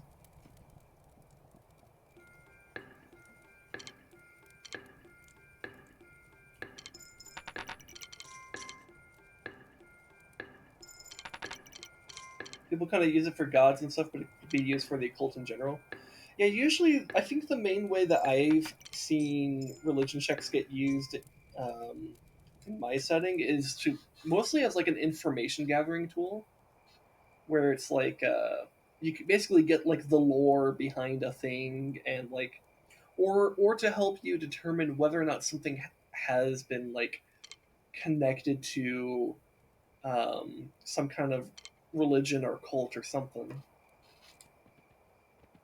which is useful sometimes because like that might help you to figure out like, oh, we're dealing with this type of like creature or this type of magic or whatever.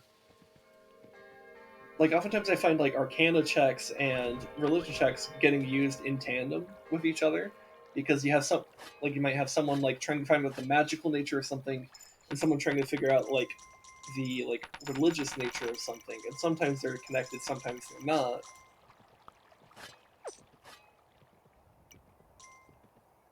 But it could be like a good way to find out stuff.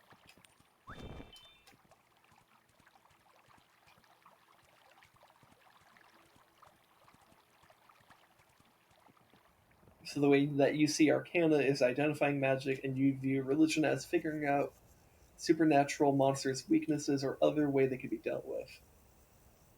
So I guess I'm sort of with that. I do think that, or at least the way I've approached religion checks is kind of do there's still this religious aspect to it, because I also feel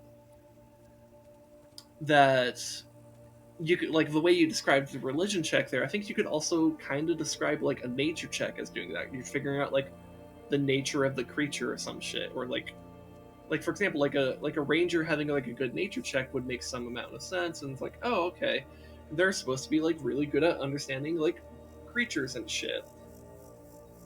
And so you pull up like a nature check to try to learn some more information about like some monster that you're dealing with, and the strengths and weaknesses of it.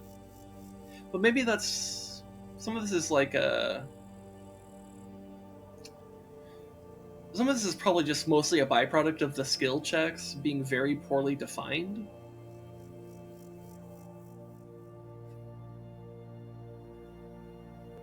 Like, you need to know religion to know how to properly use talismans. Nature is more for natural animals and plants. Demons are unnatural.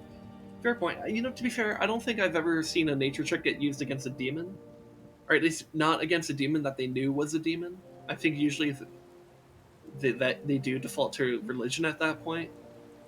Um, but like when it's just like some kind of like monstrous creature, you know, that could very well just be some beast that's natural to the world. Like to us in the real world, that we might call it supernatural, but like magical beings or magical creatures are considered natural in that world because magic is just a part of that world.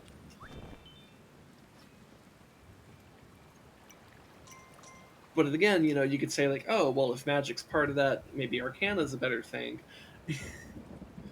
And again, I think this kind of comes back to like, oh yeah, the skill checks are not super well defined, which is both a good and a bad thing. Because on the one hand, yeah, like you can have arguments about like what is actually the correct check for like, you know, identifying a thing. But on the other hand, maybe that's good because that means tons of different types of characters could come to the right conclusion with very different like methods. So like you might have like a cleric spamming religion checks to try to figure something out. You might have like a wizard doing arcana checks. You have a ranger doing nature checks, and they might all like maybe like let's say you're dealing with some kind of like demon corrupted bear, or some shit like that. I don't know. And so like the ranger's making some kind of check about bears and how to deal with bears, and then you have the cleric who's like making religion checks about how to deal with like demon corruption, and then you have like and maybe the wizard is one that figured out there is some kind of magical taint on it because they did the arcana check to figure it out. And so it's like, wow, you're doing multiple like things. I don't know.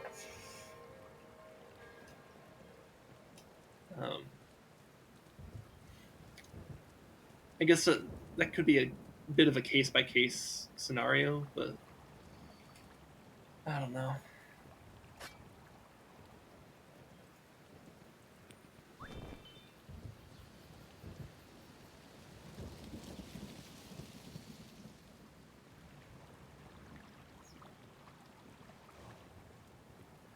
See, the information you'd get with nature will tell you if it's either natural or unnatural. And if it is natural, then you get more information. Fair point. That would be a viable method of implementing that.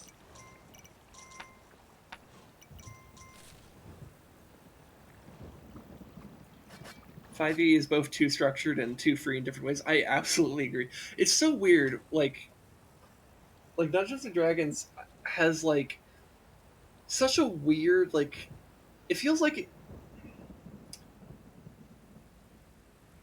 I feel like the main vision that like is consistent through it in the game design is that they wanted it to be simple enough for people to like pick up, which like is still like kind of funny to think about because like even though 5e is like the quote unquote simple D&D edition, it's like still like hella complicated and very daunting for newcomers. But it is significantly easier for newcomers to like get into than like any of the other editions. And so it's kind of like, but like I feel like having explored a fair amount of 5e systems, it definitely just has. It almost feels like there's like either a miscommunication or a lack of communication between like the people who were developing it. And so you had like this guy working on like this spell or that class or whatever, and they were like balancing it in this way, and then the other guy was balancing it in that way, and they didn't really talk to each other about how they were like approaching their balance or the structure of what's going on. And then both of things got put into the actual game, and it creates this like weird like. It almost feels like the game is like just has completely different philosophies happening simultaneously.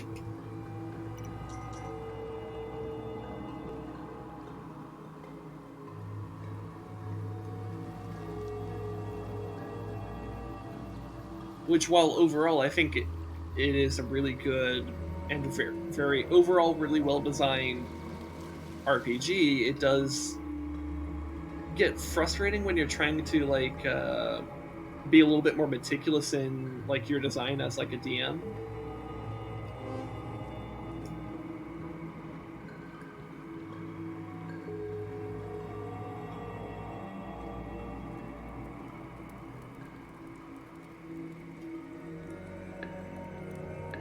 So yeah, it's really weird.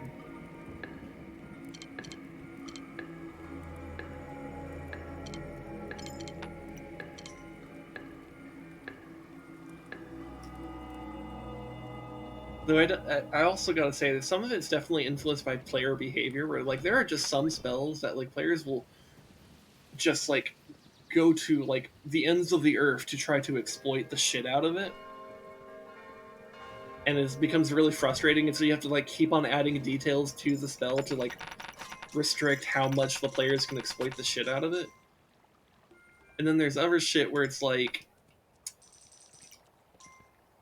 they just don't, and so it kind of just gets to sit there as a rather simple and open-ended like ability or spell or feature or whatever the fuck you're looking at.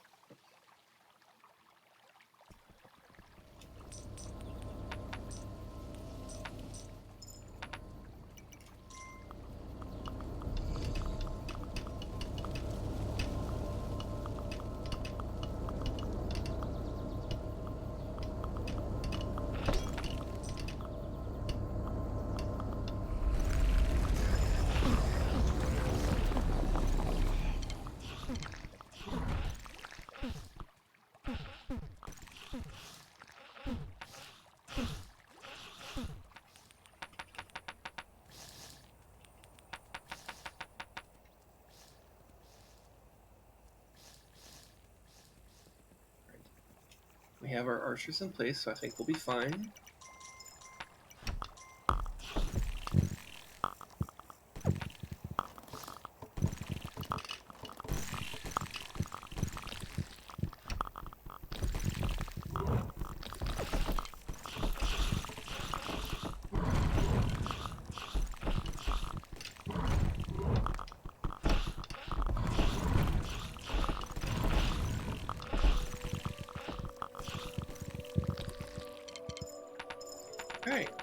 Not too bad.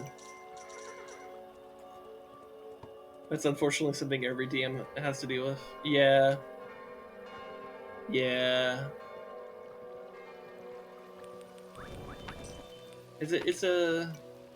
Well, I understand there's definitely some stuff that, like, you just gotta let the DM deal with that shit, and there's just no way around it.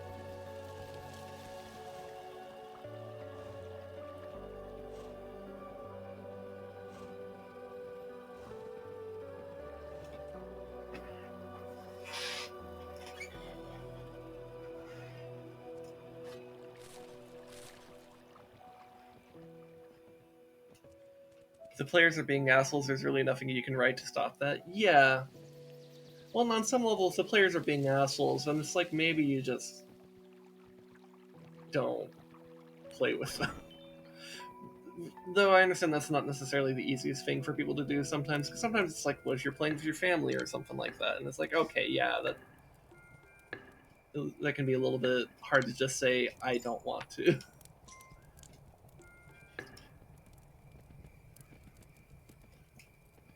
But at the same time, it's like, if you're gonna be playing D&D with people, like, I feel like the number one most important thing to do is to actually have like a good um, level of communication between the DM and all the players, because it's almost like having like a relationship with them, because it's like if there's like a miscommunication that happens, or a lack of understanding of like what to expect, or like what the expectations at the table are, um, then like it creates like it can create tension unexpectedly. Number one rule is to have fun. It's a game. Well, yeah, and that's like something that I think can be easy to forget sometimes, because we're human and we can get caught up in the moment. And I do think for the most part people have fun. I don't think it's like that people necessarily don't have fun. But the communication is part of that. Or the communication between the DM and the players is what makes sure that fun happens. Because if you have like one player who's like kind of thinking that maybe they go super hardcore and like try to be like,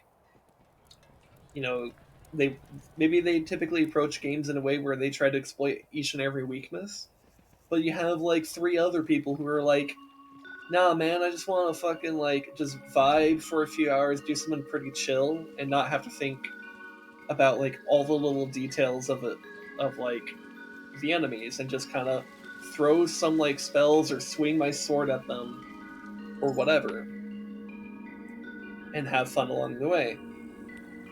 Then that would be a good thing to have communicated between the players, so that like everyone's on the same page about like, oh, okay, we're gonna do this thing where we let's say we take a more casual approach, or we take a more hardcore approach, or something, or more likely something in between. It depends on the group dynamic, but there needs to be like some level of agreement between uh, everyone at the table. And that doesn't necessarily mean you have to like go through like every little detail and like almost like have like this like literal social contract going on, but it's just like a lot of this can sometimes be very like communicated in ways that are unspoken, but you do want that to be there, because otherwise um, you can have like a group of people that just don't mesh with each other because of differing play styles. Because there's definitely like, because that shit can happen in like other games too that aren't like tabletop RPGs, um,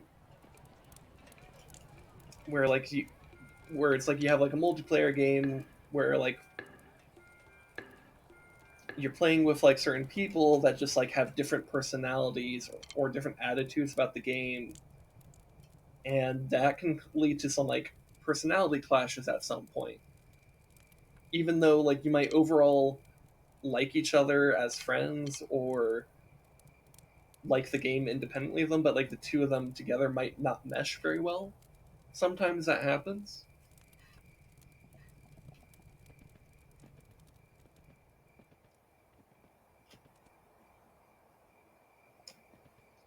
But I think that that type of stuff becomes more important in a tabletop setting where you have like the DM and the party, and the DM has like is essentially the game designer, but also participant in the game simultaneously. And there's no play testing. Like you just go straight into it. I mean, unless you're doing like a pre-designed module, then yeah, technically there's been play testing, but like it's not play testing with your people or with because like in D&D you could kind of do anything, and there's like an endless amount of ways in which you could approach something.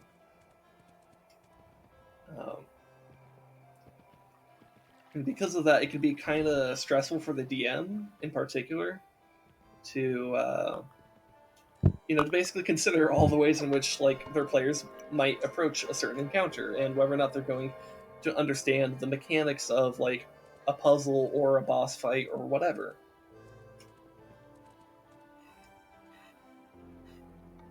Because you want everyone at the table to have fun.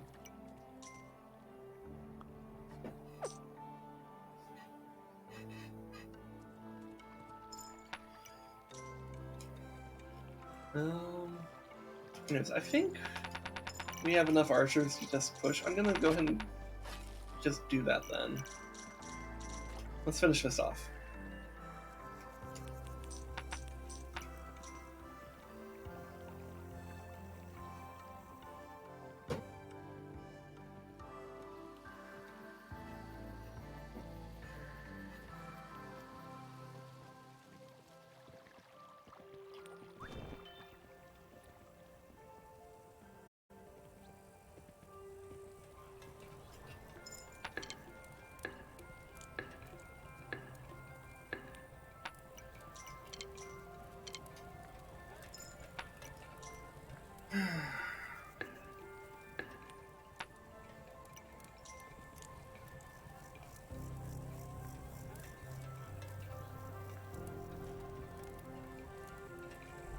You know, the water in this game looks great.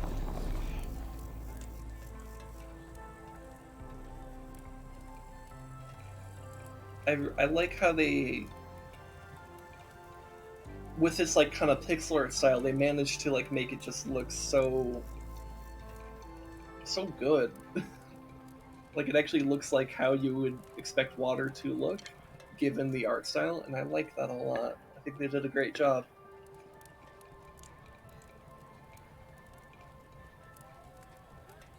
Anyways, I haven't seen either of these banners go down, so I think we're doing good. That means both my knights are still alive. Let's go check on them. Oh hey! Manolia Meow, thanks for the follow.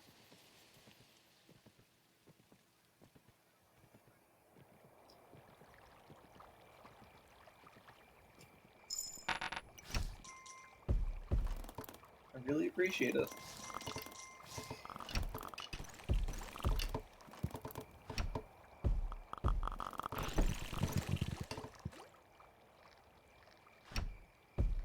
That's a lot of flyers.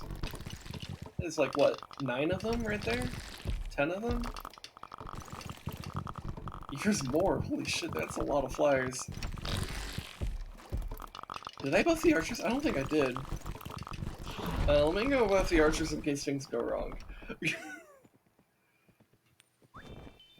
don't think I buffed the archers. I think we'll be fine because we have so many archers. But maybe it would help if they were buffed.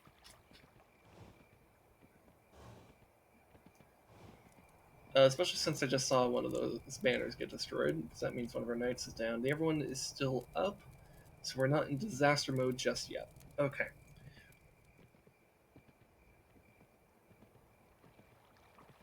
Let's go buff those archers, make sure we're good.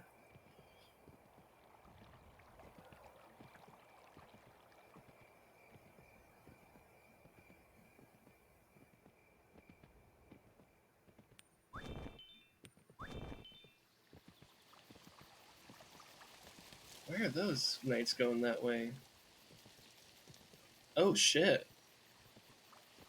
Hold on. Are we in trouble?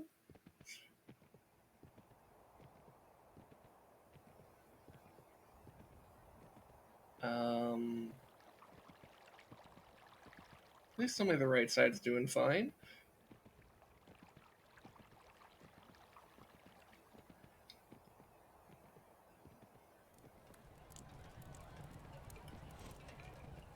Okay, no, they're looking fine. They're looking fine. We did have to retreat to here, but we at least have the numbers. Okay.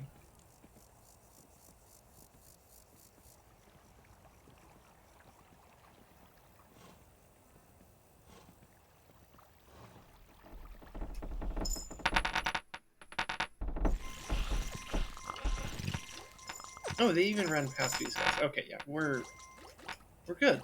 We're good. All right. Had me a little bit worried there. Not gonna lie. They had me in the first half. Not gonna lie. That's the line. All right, we're good. We're good.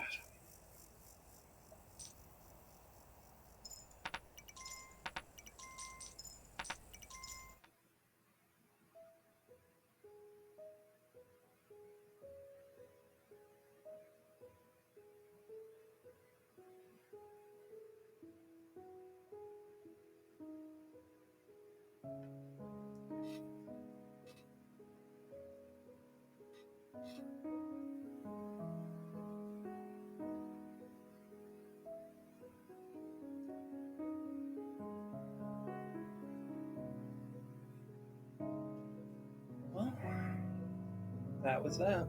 We got through it. See, normally I would be going about an hour longer on my streams, but today I'm just kind of feeling a little bit tired.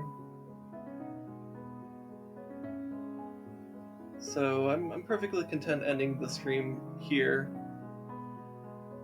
So, want to thank you for coming by. Thank you for watching and giving me your support. I really appreciate it.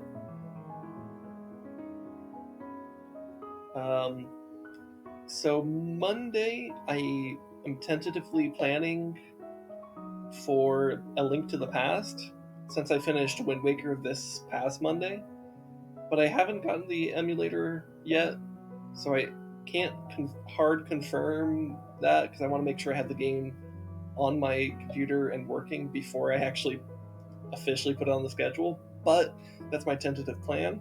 Keep an eye on that schedule to, just make sure it's there. Because if I don't, I'll have to figure something else out. And I guess in general, just check the schedule, because stuff is changing. Like, I beat Portal 2 yesterday, for example. So obviously I'm not going to be doing Portal 2 this next Thursday. So, yeah. Stuff, need to figure out what I'm doing there as well. But yeah, anyways, thanks for coming by. Wherever you are in your life, I hope that things get better for you. Whether you're in a good place, not so good place, somewhere in between, I hope things get better. And I hope that, at least on some level, I could be just a small part of that, even if it's just being able to relax for a couple hours while listening to me rant about some nerd shit. Anyways, take care. I'll see you next time. Goodbye.